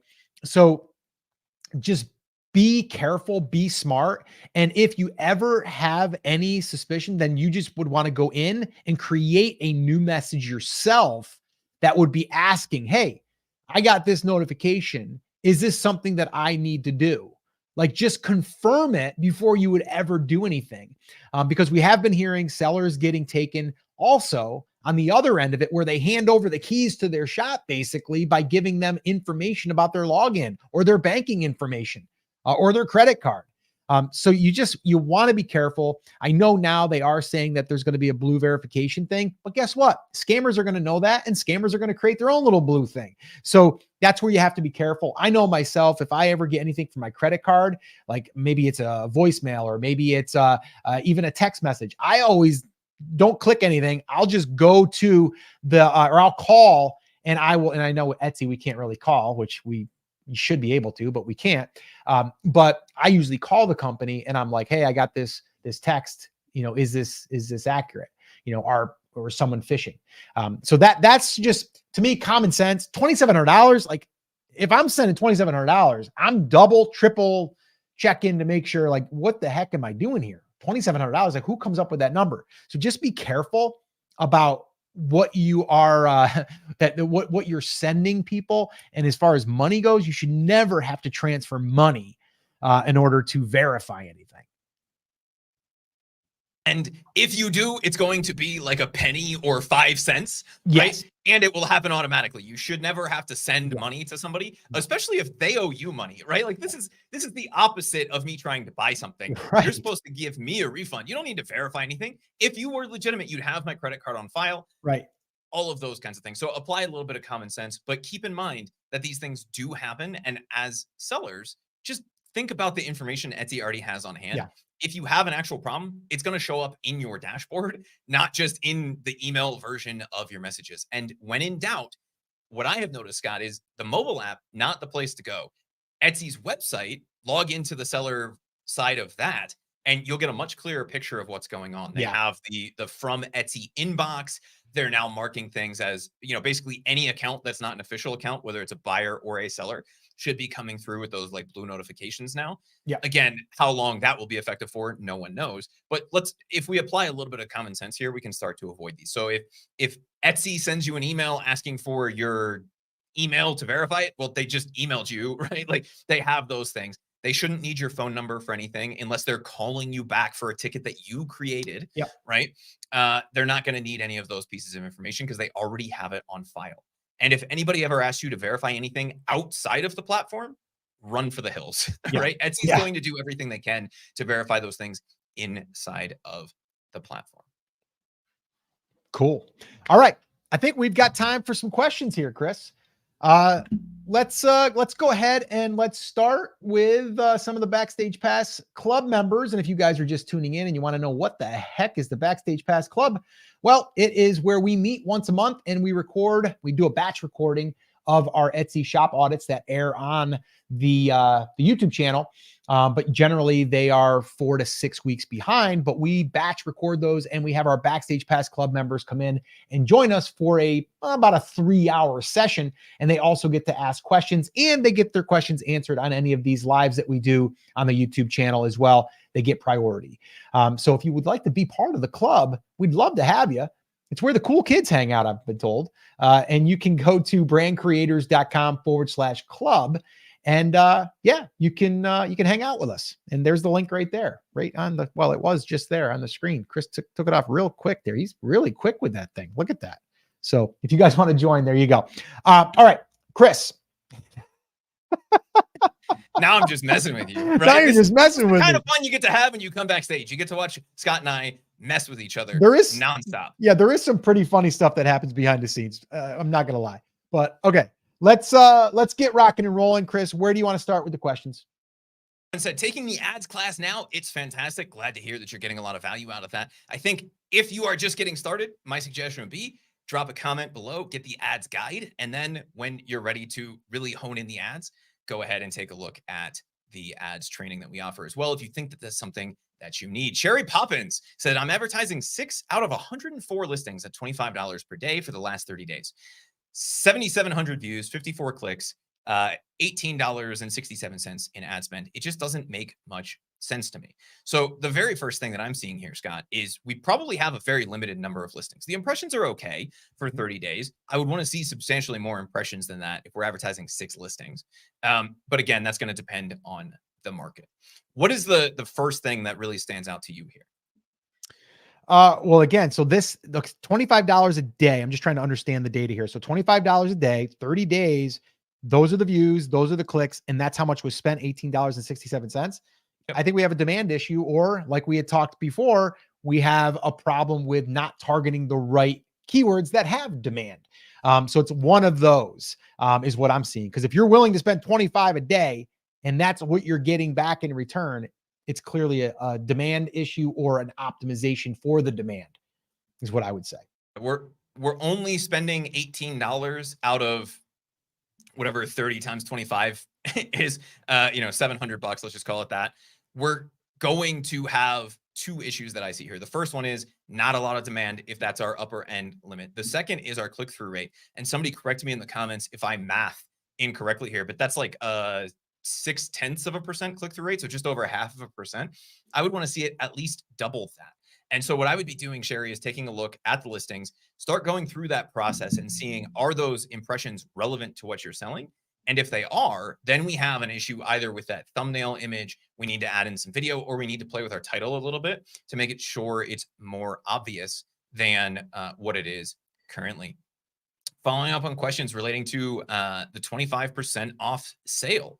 Should I make my option coupon 30% to make it better than regular sales? You can. And Scott, one thing that I did notice is, even though he didn't say it in that interview, they actually did make a change on the back end of Etsy to make 25% now the default. Yeah. If you are selecting a percentage off promotion, you can still change it to whatever you want by selecting the custom option, but they are setting that by default because what they noticed is that is kind of the minimum where they start to see a big conversion rate increase. And I know we're going to get a lot of people in the comments that are saying they're just creating a culture of discount buyers. Guess what? That's the entire world. If you can get the same thing for 25% less, wouldn't you rather buy it for 25% off? Yeah. If not, just send me that 25% and I will buy it for 25% off and keep the difference, right?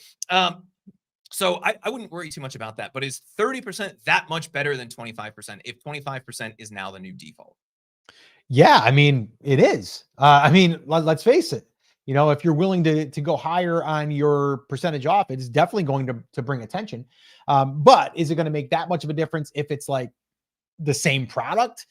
Yes. If it's the product that's different and, you have a differentiator there, then it's probably not going to matter, So I think it comes down to if you can do it and if you can afford it, then I would say, yeah, it's going to probably increase conversions. So it's not a bad thing. I did want to say that though, Chris, like we need to pay attention to what Etsy is telling us, right? They have the data. They don't give us the data unless we're paying for it with the Etsy ads for our own stuff, but we don't know what's working on other things, right? That's why they recently switched their pictures to square because they saw that it was a better conversion for people. Now they're looking at like the abandoned carts. They're going to, shorten the time that they're going to be available. So they're going to expire. Why? Because they know that that will probably increase conversion. So we need to pay attention and say, oh, they're saying default is 25. They're not just putting it there for no reason. We knew it was 10% before, but now it's 25. So let's lean into that. Let's use their data that they're giving us to make these decisions. And then just do better, So yeah. I like that. Just do better. Just do better, man. The news says, my comment disappeared. So I limited my budget to $32 a day and Etsy doesn't spend it all. Should I increase it? So you didn't limit it to $32 a day if Etsy isn't spending it all, right? Etsy limited it to less than $32 a day. Right. The answer would be there's no reason to increase it at this point unless you're spending like $31.50, right? If you're under that budget, what we need to figure out is, do we have a demand issue or can we just include more products? And that would be where I would focus. Anytime that you're increasing that budget, it should be because you're getting real close to that daily budget with extremely optimized, highly relevant traffic.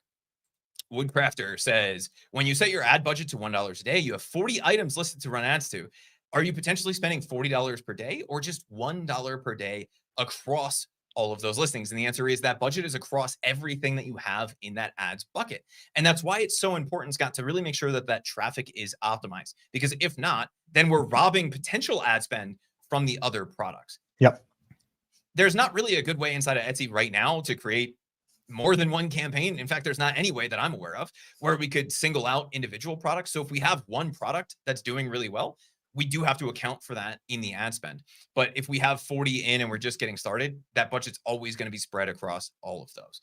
And so we don't have to worry too much about that. The other question I know that we're going to get, if we haven't gotten that already, is when do I get charged? You don't get charged on the impressions. You only get charged when somebody clicks. So having the irrelevant impressions, not that big of a deal. Nice to get that data back, but it is something we want to try to avoid long-term, because if we start getting clicks on those, that's actually detrimental to us long-term. Hey, Chris, I just wanted to give you a heads up. I'm good. I don't have a hard stop now. So okay. We had a little bit of a cancellation. Do you want to roll through these and then do the other quick piece of news that we wanted to talk about? Or yeah, we can do that for sure. All right. Yeah. Sherry Poppins said, I did a giveaway. Thanks to you guys using that sweet fishbowl method. I gained almost 400 subs. It's a good example of gaining when you are willing to spend. And it doesn't have to be that expensive. That's something you can do for just a few bucks a day, just like ads, to start to build that email list. Caribe says, I'm trying to figure out my slow versus peak times. I'm running $15 in ads, but spending $12 to $13 a day. January, 35 sales, 15 in February. So far this month, only 8 sales. High ticket items, so good revenue. Seeing a difference in sales between January, February, and March is not uncommon. Again, where your main thrust of sales is going to depend on your niche and the time of year.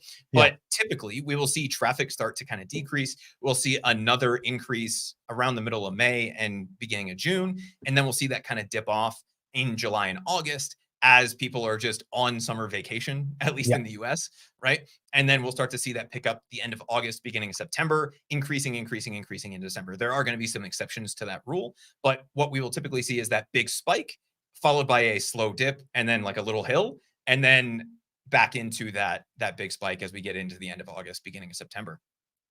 Does your Chris, the one thing matter? Hold on, one second. I just wanted to go back. So the one thing I wanted to highlight that we kind of glazed over is they said it was high revenue though, right? So it's a high ticket item. So when you have a high ticket item, like, yes, you're getting less sales, but you're still making more money. So my thing here is like, if anybody has the opportunity to create a higher priced item, you should be doing that, because one sale can equate to 5 sales. And I mean, just as much as like, let's just take, for example, if you sold a blanket and it was $80, $90 and you make $30 on that, or you sell a sweatshirt and you make $12 on it, it's the same amount of work, right? It's just a different item. So just something to think about. And that kind of caught my attention when they they said that. Okay, Ferrari just shared a live update. Said just reached profitability right now with my ads. Awesome. Keep it rolling. Keep it growing. Keep alternating between level 2 and level 3. Yep. And you'll be able to scale that. Does it matter? Does your Etsy ads goal matter? And if you guys are unfamiliar with this, when you go in to set up your Etsy ads, the first time it'll ask you what your ads goal is. I haven't noticed a single bit of difference. No. And I haven't seen anything in their handbook that says that it changes how you show in the algorithm. It seems to just be that they're collecting data on that for now. Will it matter at some point? Probably. Does it have a small influence? Potentially, but we've alternated between and among the different goals, and I haven't noticed a single bit of difference. If anybody has a decent case study where they said, I did this for 60 days and then I switched it on the exact same ad spend, let us know. But I haven't seen anything, even in our own testing with that makes it a bit of difference. So I got a similar message asking me to verify my banking information. So going back to the scammer article, I checked the account and saw nothing, so I never responded. And this is a good best practice is you'll see it show up under like the Etsy messages tab in the backend on desktop. If you get an email, ignore it, get to the Etsy website and see if it looks like it's potentially coming from Etsy. And then just double check it with that second sanity step of like, why would they be asking me for my banking information or my Cash App ID? Right. Install monitoring software on my computer so remotely access and go into my Etsy account and create the refund. That stuff should never happen. Yep. Overcoming child loss says, newbie stupid question. There's no such thing as a stupid question, except for, is this a stupid question? When turning off broad keywords in ads, is it just for the ad and those keywords continue to be in the original listing for organic traffic? So yes, based on our experience, turning off keywords that you are relevant for on the ad side doesn't have an impact on the organic side of things, because if it's relevant on the organic side, they're going to continue to rank you for that, regardless of what you tell them, whether you're running ads or not. If you're relevant for it, you're relevant for it on the organic side, right? Ads tend to be more open than the organic side. So what you will find with ads, if you compare that beta, which drives me insane, search analytics report, the organic side, to the ads report, you'll notice there's a broader variety of keywords that show up when you are running ads. And it's because Etsy says, well, you might not be hyper relevant on the organic side for this, but if you're willing to pay us, we'll show you, and then just tell us you don't want to show for it because that keyword isn't working for you. So you won't typically see a lot of those broader keywords. So for like the Rule of Cool t-shirt, you might not see TTRPG necessarily on the organic traffic side, somewhere in the listing, but because Etsy knows that that's a search term that's related to the listing potentially based on everything else, they'll drop that in on the paid side, which is why we have to be a little bit more careful. And it's also the only place where we really have control over what keywords we're showing for. Elysian said, oh, I saw that statement from the Etsy CEO. He also said chatbots are going to be a big part of the future, text-based front ending of the gifting AI. And that is something, if you guys are more interested in kind of some of the implications of that, let us know in the comments. That's something we'll cover in a separate session if that's something you guys are really into, and how that could potentially impact Etsy's SEO algorithm and how we rank for things. But that's not something we wanted to do a deep dive in on today. So if you guys are interested in that, let us know in the comments. Yeah. Cool. Did we answer most of them, Chris? I think so. Elysian said, I'm very disappointed Chris hasn't said it depends once. I'm extremely it depends. When I say that, there has to be a conditional, right? Yeah. And so all of this stuff today, ironically, with ads information has been fairly black and white. There's not a lot of it depends type of information that we've gone through today. Yeah. Cool. All right. Yeah. So Scott, we have that other one queued up if you have a couple minutes to do that, because I think let's do it. For people, but let's not, do we it. can cover it differently. Yeah, let's do it. That was we're talking about the abandoned carts. Yeah. Yeah. Okay. Okay. Cool. Let's do it. So a bit of news from Etsy that we've become aware of is that Etsy sellers have been having a problem with deactivating the abandoned carts. And this could be a problem. So Chris, could you pull up the article and can we take a look and see what the heck is going on? And is there anything that we need to do or anything that we need to be aware of? Because, if we want to turn this off, we want to be able to turn it off. And I think this is a classic case of misunderstanding, misconfusion, and a little bit of potential tech problems, right? So you guys may have heard by now that Etsy made a change a couple weeks ago on how they handle all of their, what we refer to, Scott, as their internal marketing offers, right? Your abandoned carts, your favorites, and your thank you coupons, the ones that go out automatically to people based on behavior. So if you're not aware of how those work, basically you go in, you say, if somebody abandons their cart, I want to be able to send them a 15, or if you take the advice of Etsy, 25% or more off coupon, right? If they favorite an item, I want them to be able to get that. If they buy something from me, I want them to get this, right? You can set up promotions in those specific instances. And they didn't do a great job of communicating those changes with sellers. There's a few mistruths or just missed things in this article, but there also seems to be a few sellers who did have technical issues. So the title of this article, the headline of this article is Etsy sellers unable to deactivate abandoned cart promotions. There's just no way to turn this off. There is. At least in the different accounts that I've looked at. Now, if it's missing from your particular account, put in a tech ticket, but they did change the verbiage. And I think that's part of the confusion. There used to be a button, and Scott, I think it said like deactivate offer, something it like did. that.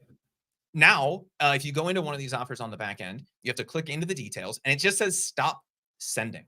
And I think where the confusion came in, and a lot of the information in this article that made it seem like people just couldn't turn this off, was a misunderstanding. And again, like I think it's Etsy's support chat where not communicating very clearly and people taking that and kind of blowing it up, where they said, okay, I can't stop sending these to people. And they were like, well, once it goes out, there's not a way to turn it off, because by default now, you have, it's 60 days on the abandoned cart and 1 year on the thank you coupon. Am I correct on that? Yes, So I believe so. what they are saying is, if you send that to someone, so Scott, you come to my Etsy shop, you add something to your cart, and I send you that offer today. If I go in and deactivate that, that doesn't mean that you, as someone who previously added to cart and got that promo, can't still use that coupon or that promo code until it expires. And I think that's where the miscommunication came in. And they have done a better job. And I may pull it up here in a minute just to show the verbiage under their little question mark thing next to the stop sending feature of explaining the way that this works. But if we think about it that way, Scott, does that make sense? Where if you as the seller stop sending that offer out, is it hurting you as the seller to not be able to cancel the coupons that you've already sent? Or should Etsy be erring on the side of buyers here? That's a tough one, because, I do think that we should be able to have control, but in the same breath, if you have a coupon that was sent to someone and it had a 60-day from the time that they added it to their cart, and then in the midst of it, you decide to deactivate it and they don't get it, that, I don't know, that could seem bad, because then it looks bad on your shop, right? That you're doing that, because in their head, and I don't even know if the buyers are aware that it's a 60-day coupon. I don't know if it says you have 60 days, but I do think that could be a bad buyer experience. So I personally think we should be okay with it as a seller as right now, that like we've committed to that. So keep your price accordingly. So this way here, that, if you went lower than that, you're not going to lose out, because if you change your price and you lower your price and that coupon's still there, you could be taking a loss. So I don't really think that it should hurt us as long as we're aware of it. Now, with that being said, I am a little disappointed that Etsy did not give us more control over that. I don't like 60 days. I would rather make mine 7 days, but why can't I? So it's just by default, it's 60 days and the other one's a year. I think a year is a long time, and there's no follow-up on that. So I guess we're not really talking about that, but that's what I'm most disappointed with, is that we don't have the time or the expiration, that we can set the time of the expiration. So this way here, the buyers are being notified. So I know that wasn't directly related to your question, but I think that us sellers should have more control, is what I'm trying to say. Yeah, and I think when they initially made this change, there may have been some technical issues where people didn't have the button or whatever. But the major gripe that I've seen, and a big portion of the article was talking about people complaining in the Etsy seller forum that they couldn't cancel coupons that were already sent. Yeah. And if you don't have that button, maybe you can make a case for that. But I want to propose a hypothetical to you, Scott. You're a pizza guy. By the way, how was that single slice you got the other day? Oh, it was Uh, amazing. so you'd go back, right? Yeah, So I would go back if I was you go cheating.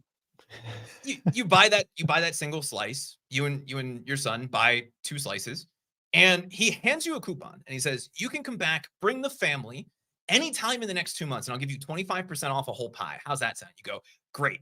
You walk in the door, you load up the dogs, you bring your kids, you bring everybody in. One day before that coupon code expires. Coupon code expires this Friday. Hmm. You go in Thursday for lunch or for dinner, and he goes, "Yeah, I just decided I'm not doing that anymore." How would you feel as the buyer, right? So there, whether it's legal or not is a different question, and that's Right. a whole messy area. But if we're thinking about this from a customer service perspective, Yeah. it would make sense that if you sent an offer and you meant it at the time, that they can continue to redeem that for that period. Now, Mhm. 60 days on an abandoned cart, a little crazy. It's a long Right? time. A year on a thank you offer, I'd love to be able to change that. And the verbiage that they're using implies that we might be able to change that at some point. Yeah. I would love that ability. Right. So as long as there's not like a weird technical reason that you can't stop sending the offer, Yeah. I don't really see the argument or why you would be mad that people are redeeming the promotion that you created. If you have a technical issue, I totally get that. And Etsy should cover the redemption of those. Yeah. Right. But other than that, I get that you might not get that logically until you think through it that way as the buyer. Like if I stop the offer, it should just go away. But if we think about it from the buyer perspective, you've told me that I have until Y date to redeem this. And now you're telling me that it's not good. That's a terrible customer service experience. Yeah. And is likely to not only drive people away from Etsy, but very likely to result in some bad reviews on your stuff specifically. And so Yeah. I wanted to point that out really fast. And Scott, if people aren't aware of how to do this, I wanted to pull this up really fast and just show people how easy it is to go in and change these, right? So all you have to do is click details and it will take you into anything else that you have active, right? And all you have to do is click this stop sending offers here. And what they're saying is very specifically now exactly what we were just talking about. This was not here previously. And so they're saying, hey, this will stop things from going out, Yep. but any codes that have already been sent are redeemable for the time period that is left. So if they were sent 364 days ago, they're redeemable for a day. If they were sent yesterday, they're redeemable basically for that entire year. Yeah. The other thing that they've done is they've come in and they've added these in. And they're basically saying, here's exactly when this will go out, and here's what this is active for, right? So in the case of the thank you one, they're saying once it has shipped, then they'll get an email with the offer. And they'll only get it if they're opted in to get emails. The thing I thought was interesting, Scott, because the place we heard a lot of pushback from people was on the abandoned cart. And the article that we were just talking about made it seem like they overnight changed it from what was it, a day or 2 days to 2 hours? Yeah. 24 hours to 2 hours, I think was the change they made. And that they just did this. They actually did it back in January. I think it was like January 4th or January 5th. So that's not a new thing. But what they are saying is basically, hey, this will now go out, and there's a bunch of conditionals on this. So if we just Now that's say, new, Chris. Now that's new where it says include abandoned carts from the last 30 days. That was 90 days before. yeah, and I think that's the other thing that stands out. And the reason it can't be 90 days is because the code's only good for 60. But there's a handful of other things in here that I thought were interesting, right? So first, Etsy is telling us that 25% is the discount amount that you should be using for optimal conversion as a bare minimum. They changed that as the default when you create a promo code yourself. They have not changed that here yet, right? Yeah. It's still 10%. You can select 25% or whatever from the dropdown, and they give you up to 70% in the abandoned cart offers. But if I hit create an offer here, we can then see all of the conditionals. So they're saying they've left it in the last 30 days and the offer expires in 60 days. But there was a little piece of information in here that I wanted to dive into really quick. And so they tell you who they automatically send it to, but they did change some of the eligibility. And this is something I know a lot of people were concerned with, so I wanted to point this out. They're saying it expires after 60 days, and here's exactly when it will be sent. Buyers will be sent an abandoned cart offer again if they don't have one active. So people were really worried about people coming in and stacking these things. Yeah. Or in the case of changing your price or changing the offer, right, and having a better offer than was in the past, and people are just going to add stuff to see what your offer is. Well, if they already have one from you, they can't get one from you. And if they have redeemed an abandoned cart coupon from your store within the last 30 days, not eligible for the abandoned cart Yeah, coupons. that's good. So I think Etsy has gone a pretty long way, even though they didn't give us a lot of the things that we wanted them to give us. They are doing a little bit of a better job of communicating these things, Yeah, this is and good. they're getting there, right? Yeah. Yeah, I think that's all good. Because it's answering that question that a lot of people had, which was, can people stack them? What if someone just starts to be trained that all they got to do is add something to a cart to get a discount? Well, they're only going to get it that one time for the last 30 days. And then I believe it resets. So yeah, could someone come back after the 30 days and do it? Yes. But so what? You know what I mean? Like if someone's going to go to that extent, and most time people are going to forget, they're not going to remember like, oh, here's a little hack. I can go in and do an add to cart and I can get a coupon every time, and that's up to you. Maybe you don't want to run it all the time, or maybe you change it from 10% to 20% or 20% to 10%. So it could change as well. So I wouldn't necessarily worry about that, but it is good that they're putting some of these precautions in there to deter, or not even deter, to make it so someone can't abuse it to a certain extent. Chris, I want to go back though real quick to your pizza analogy. Number one, I'm hungry now and I'm eating You're clean, so I welcome. won't be having that pizza, but I can taste that pizza, and it was a good piece of pizza. It was a big piece of pizza. But to your point, if I brought my family there to take, them and get the 25% off, and I went there and like, I'm sorry, you're a day late, that would make me very upset. Like I'd be like, seriously? Like I can see if it's like, okay, and again, maybe it was on there, right? I would say if there was a 60-day expiration on there and I came a day after, that restaurant owner is probably going to be like, you know what? Come on in. I want your family to come on in because they know I'm going to come back again. Right. But now if that coupon did expire and it was 60 days after it expired, I can't expect them to do that. Now, of course, we don't have the option to send people an email and explain all this stuff. But I would say to your point, like I don't want someone getting that and going over there and then being disappointed or having to jump through hoops to buy from me. So I'm with you. I think that it should be honored, and I think we should be okay with it. Yeah, and I don't know why. Like, if you were cool with it 60 days ago, you're probably still cool with it today. Now, Yeah. the 1 year thing is kind of weird until we think about the fact that it's a thank you coupon, right? So, Yeah. like, it's somebody who's already bought from us, and if they're coming back to buy from us again, do we really care? Oh, and by the way, these things were unlimited in the past, Right. right? It is, it is a little disconcerting that some people are having tech issues, but the again, that's up to Etsy how they deal with it. If I was Etsy and somebody pointed out they didn't have a stop sending button, I would either go in their back end and cancel those offers, or just say, look, Yeah. we'll take care of this. Like I can stop it on the back end. And if anybody redeems these coupons, we'll give you credit for that. That would be the right customer service move, I think, on the back end. Scott, the other thing I wanted to talk about with this really quickly was a lot of people are saying, oh, this is just going to train discount buyers. So first of all, like these offers are not new, right? Right. So this is something that's been going on forever. Or the other one is people are just going to add stuff to their cart to try to get the abandoned cart offer. Well, if you've ever bought anything online, you have probably seen some sort of an abandoned cart offer at some point. Yeah. And it's not like Etsy invented this, right? And so if that's the case, is there going to be somebody who always tries to abuse the system? Are there going to be people who do that? Sure. Yeah. Is that the vast majority of people? No. The average statistic for abandoned carts is around 70%, right? It floats somewhere between 67 and 75, depending on the study that you look at. So let's just call it 70%. So by putting your foot in the ground and saying, I'm never going to offer this because the only people that want this anyway are the people who are just putting stuff in their cart to see if I send them a coupon, you're losing out on 70% of your potential sales, right? The reason that abandoned cart offers exist is because they help you recapture a big portion of that 70% of people. And if what we're proposing here, that people are just going to start adding stuff to their cart to see if they get a coupon were true, we would have seen that number fluctuate a lot more over the last few years as these things became more common. And it stayed pretty steady. And the reason for that is there's only a handful of real reasons that people abandon their carts.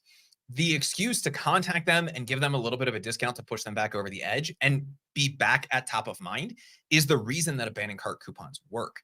Typically, and Scott, I want your opinion on this as well, price of the product is not really the objection. What happens in the case of most abandoned carts is they go, okay, by the time they're adding it to their cart, they're not really thinking about price. right? They're like, I got this. The place where that might not be the case is if you add a bunch of shipping and stuff in on the back end. Different conversation, right? But if they know the price and that's the price that they're going to get, the reason they abandon the cart is they want a little bit more information. Maybe they go to Amazon to see if the product is there at a cheaper price. Maybe they Google around to see if you're a trustworthy brand. Or maybe their dog walks in the room, knocks over their light, and they have to go do something about it, right? And the reason that abandoned carts work is it just brings you back to top of mind. And unfortunately, Etsy doesn't give us a way to contact people outside of giving the discount. But what I've noticed on traffic that we control is even just sending a reminder email gives us almost the same response. And then we offer a discount further down that road if they don't, come back right away. But getting that contact point, even if it's a 5 or 10% off coupon, right? We go against the Etsy advice of 25% or more. We're bringing people back top of mind. And so I would say the vast majority of those 70%, it's not a price-based objection. It's literally anything else that happens in life. What are your thoughts on that? What's your experience been with abandoned carts? No, I agree with you 100%, and I don't think we need to keep going down that road. But the one thing I would add is like, and I'd like to know in the comments if anyone else does this, but I've done it. My wife's done it. Have you ever added stuff to cart just so you don't lose it and you can come back later? It's kind of like your bookmarking system. I know we do that on Amazon, and I'll go in and I'll ask my wife, do you want this? Is in there? No, I just wanted to save it. I go, okay, I'll save it for later. So then I save it and I put it in the save for later. Okay. But it's another way for us to kind of like, okay, I'm not going to buy it right now. I'm interested in it. And yes, you could favorite it, but a lot of times people are like, yeah, I'm thinking I'm going to get that. I'm just going to add it to my cart. And then who knows, you might not buy anything for a week, but if you got a reminder or a little bit of a nudge, you might buy it quicker. Okay. And because you're that interested that you added it to your cart. So that's just something I don't think people, they don't think of it that way. There's a lot of people using the add to cart just as a bookmark, right? And it's them saying they're interested, but it's a bookmark so they can come back to it later. So just keep that in mind too, for these offers. And I'm with you, Chris. I mean, even a 5%, if that's all you want to do, it's just another way for you to get a message sent on your behalf from Etsy. Cool. Let's blow through a couple questions here that we had sneak in. I think there was a few here, and I had one here that yes, I do it all the time, mostly on Amazon. Definitely. Yeah. Okay, cool. Okay. This one here. Okay, this was a good one too. I run my sales for about 5 days a week to create urgency. Don't know if it's the best process, but it works for me. Oh, that was because someone else had a question as far as, yeah, here it is. How long should a sale last? Currently running 8 days. Say, yeah, we like between 5 and 7 days. Generally it's 7 days because it's easy, right? It's like, oh, every Monday morning, we're going to start a new sale. And then you just start a new sale. And that creates that urgency. It also creates the deadline as far as like when it gets closer, it says 6 hours left. And it does all those things. So that would be our recommendation there. That's what we do. They really need to give people a nudge when the coupon is about to expire. I can't remember what I did this morning, let alone a coupon I agree. I got months before. If you asked me what I had for dinner last night, I probably could not tell you. I could. I cooked it. Now I'm thinking. Lisa made some really good bean burgers, so I know what I had. Right. And that's kind of our point. Like the little nudge is nice. And you will typically see, especially with something like an abandoned cart, you'll typically see the most activity within the first day. And that's, Scott, the thing that drove me nuts with that article was they dedicated a whole section of that article to talking about all of the sellers complaining that an abandoned cart coupon is now going out after 2 hours instead of after 24. Right. And that is exactly the same point I think that Sophie was making. If you add something to your cart, unless you're doing it for the bookmarking thing, like I'm definitely going to come back to this later. Maybe I want to put all my Christmas gifts in my Etsy cart and purchase it all at once. That's not typical buyer behavior. The industry standard is to send out an abandoned cart within the first hour. Why? Because that's when you're going to recapture people the most. Why? Because the real reason people abandon cart is, one, to go look for a coupon code on, shadycouponcodes.net or whatever. 2, because they got distracted, their wife or their boss walked in the room and they don't want to get caught online shopping when they shouldn't be online shopping. 3, their dog walked in, knocked milk or tea all over their keyboard. Or 4, something else just happened in their life and they got distracted. The sooner we can get people's attention back, the more likely they are to purchase that. So Etsy did bring that down a few months ago from 24 hours to 2 hours on the abandoned cart, but it's still actually beyond where industry standard would be. And so I'm curious to see, and I think it may just be a fact that a lot of Etsy sellers don't have experience running their own e-commerce sites. They've used Etsy as the platform to do that. And so if Etsy's goal is to get as many sales as possible, then they should be reducing the time frame on these kinds of things from 24 to less than an hour, right? Getting into that 2-hour window, great, because what they're trying to do is optimize the usage of that. If you don't want to send abandoned carts because you think it's just creating a culture of discount buyers, don't. Realize that you're leaving 70% of those potential sales on the table. But keep in mind that if the goal, and I think the goal in this for me would be that people do use that coupon, we want it to be as effective as possible. And so, yes, Etsy did make a big change there, but it's actually good if you're coming at this from the goal of trying to make as many sales as possible versus trying to make as much margin as possible. And my argument there, Scott, would be if that's your goal, then just don't run the coupon. Right? Like just turn it off. Assuming Etsy didn't disable the stop sending button in your account for whatever reason. Right. Just don't create the offers, and then you don't have to worry about the time frame. But if you're running one of those offers, it should be the goal behind that shouldn't just be to send an email. It should be to get more sales, and we should want Etsy to do as much as possible. And I think that's why you and I have been kind of rambling and ranting for the last few weeks about like, hey, can you like give us a little bit more control than 60 days or 1 year, or at least tell us that you're going to send a reminder a few days before it expires? Like text message, smoke signal, carrier pigeon, don't really care. Give them some sort of notification that it's going to expire. Because our goal when we run these promos is that people actually use the coupon code. Yeah. All right. I think that's going to wrap it up, folks. Went a little bit longer today. Ended up finding out that my daughter's beach volleyball practice was canceled. So didn't have to do that. So usually I got to cut out of here. Hard stop. But we didn't have to today. So guys, do us a favor. If you got value from this, smash the like button. Would you do that for us? Subscribe to the YouTube channel if you haven't yet done so. That helps us in the algorithm, helps us reach more people. And that's what we want to do. We want to help more people win. If you would like a copy of our Etsy ads guide for free, by the way, just comment ads in the comments and we'll send you a copy. The other thing we mentioned a little bit was about our Backstage Pass Club. And if you would like to be part of that, where we meet once a month and we go over and really help people with their Etsy shops, we do Etsy shop audits. We do it for a batch recording session for our Etsy shop audits that we post here on the channel. And you get them before they actually go live. You get them where they're raw, unedited, behind the scenes, us kind of doing this and also answering a whole bunch of questions. And if any of you are here right now, which I know you are because I can see the badges, if you guys are Backstage Pass Club members, tell them why they should join. It's where the cool kids hang out, right? That's what we've said inside the club. So anyway, if you guys would like to join us, you can head on over to brandcreators.com/club, or you can go to the join button here on the YouTube channel, and that'll take you to the same place. So for under $10 a month, you can hang out with us. You can get to sit behind the scenes as we do these recordings for our show that airs on Thursdays, and you'll get it weeks, sometimes months before it actually airs. So yeah, we've got one coming out tomorrow that will be on Etsy ads, of course. So another one like we did kind of today, but it's where we did a deep dive with some Etsy ads for one of our Backstage Pass Club members. So you're probably going to want to stay tuned for that one. So guys, that is going to wrap it up. I want to thank you so much for hanging out with us for just over 2 hours. A lot of stuff going on here. And we appreciate each and every one of you. And if you have any other questions for us, you can always drop them in the comments, or you can come back here next week and we'll be showing up live for another topic and some more news on Etsy. All right.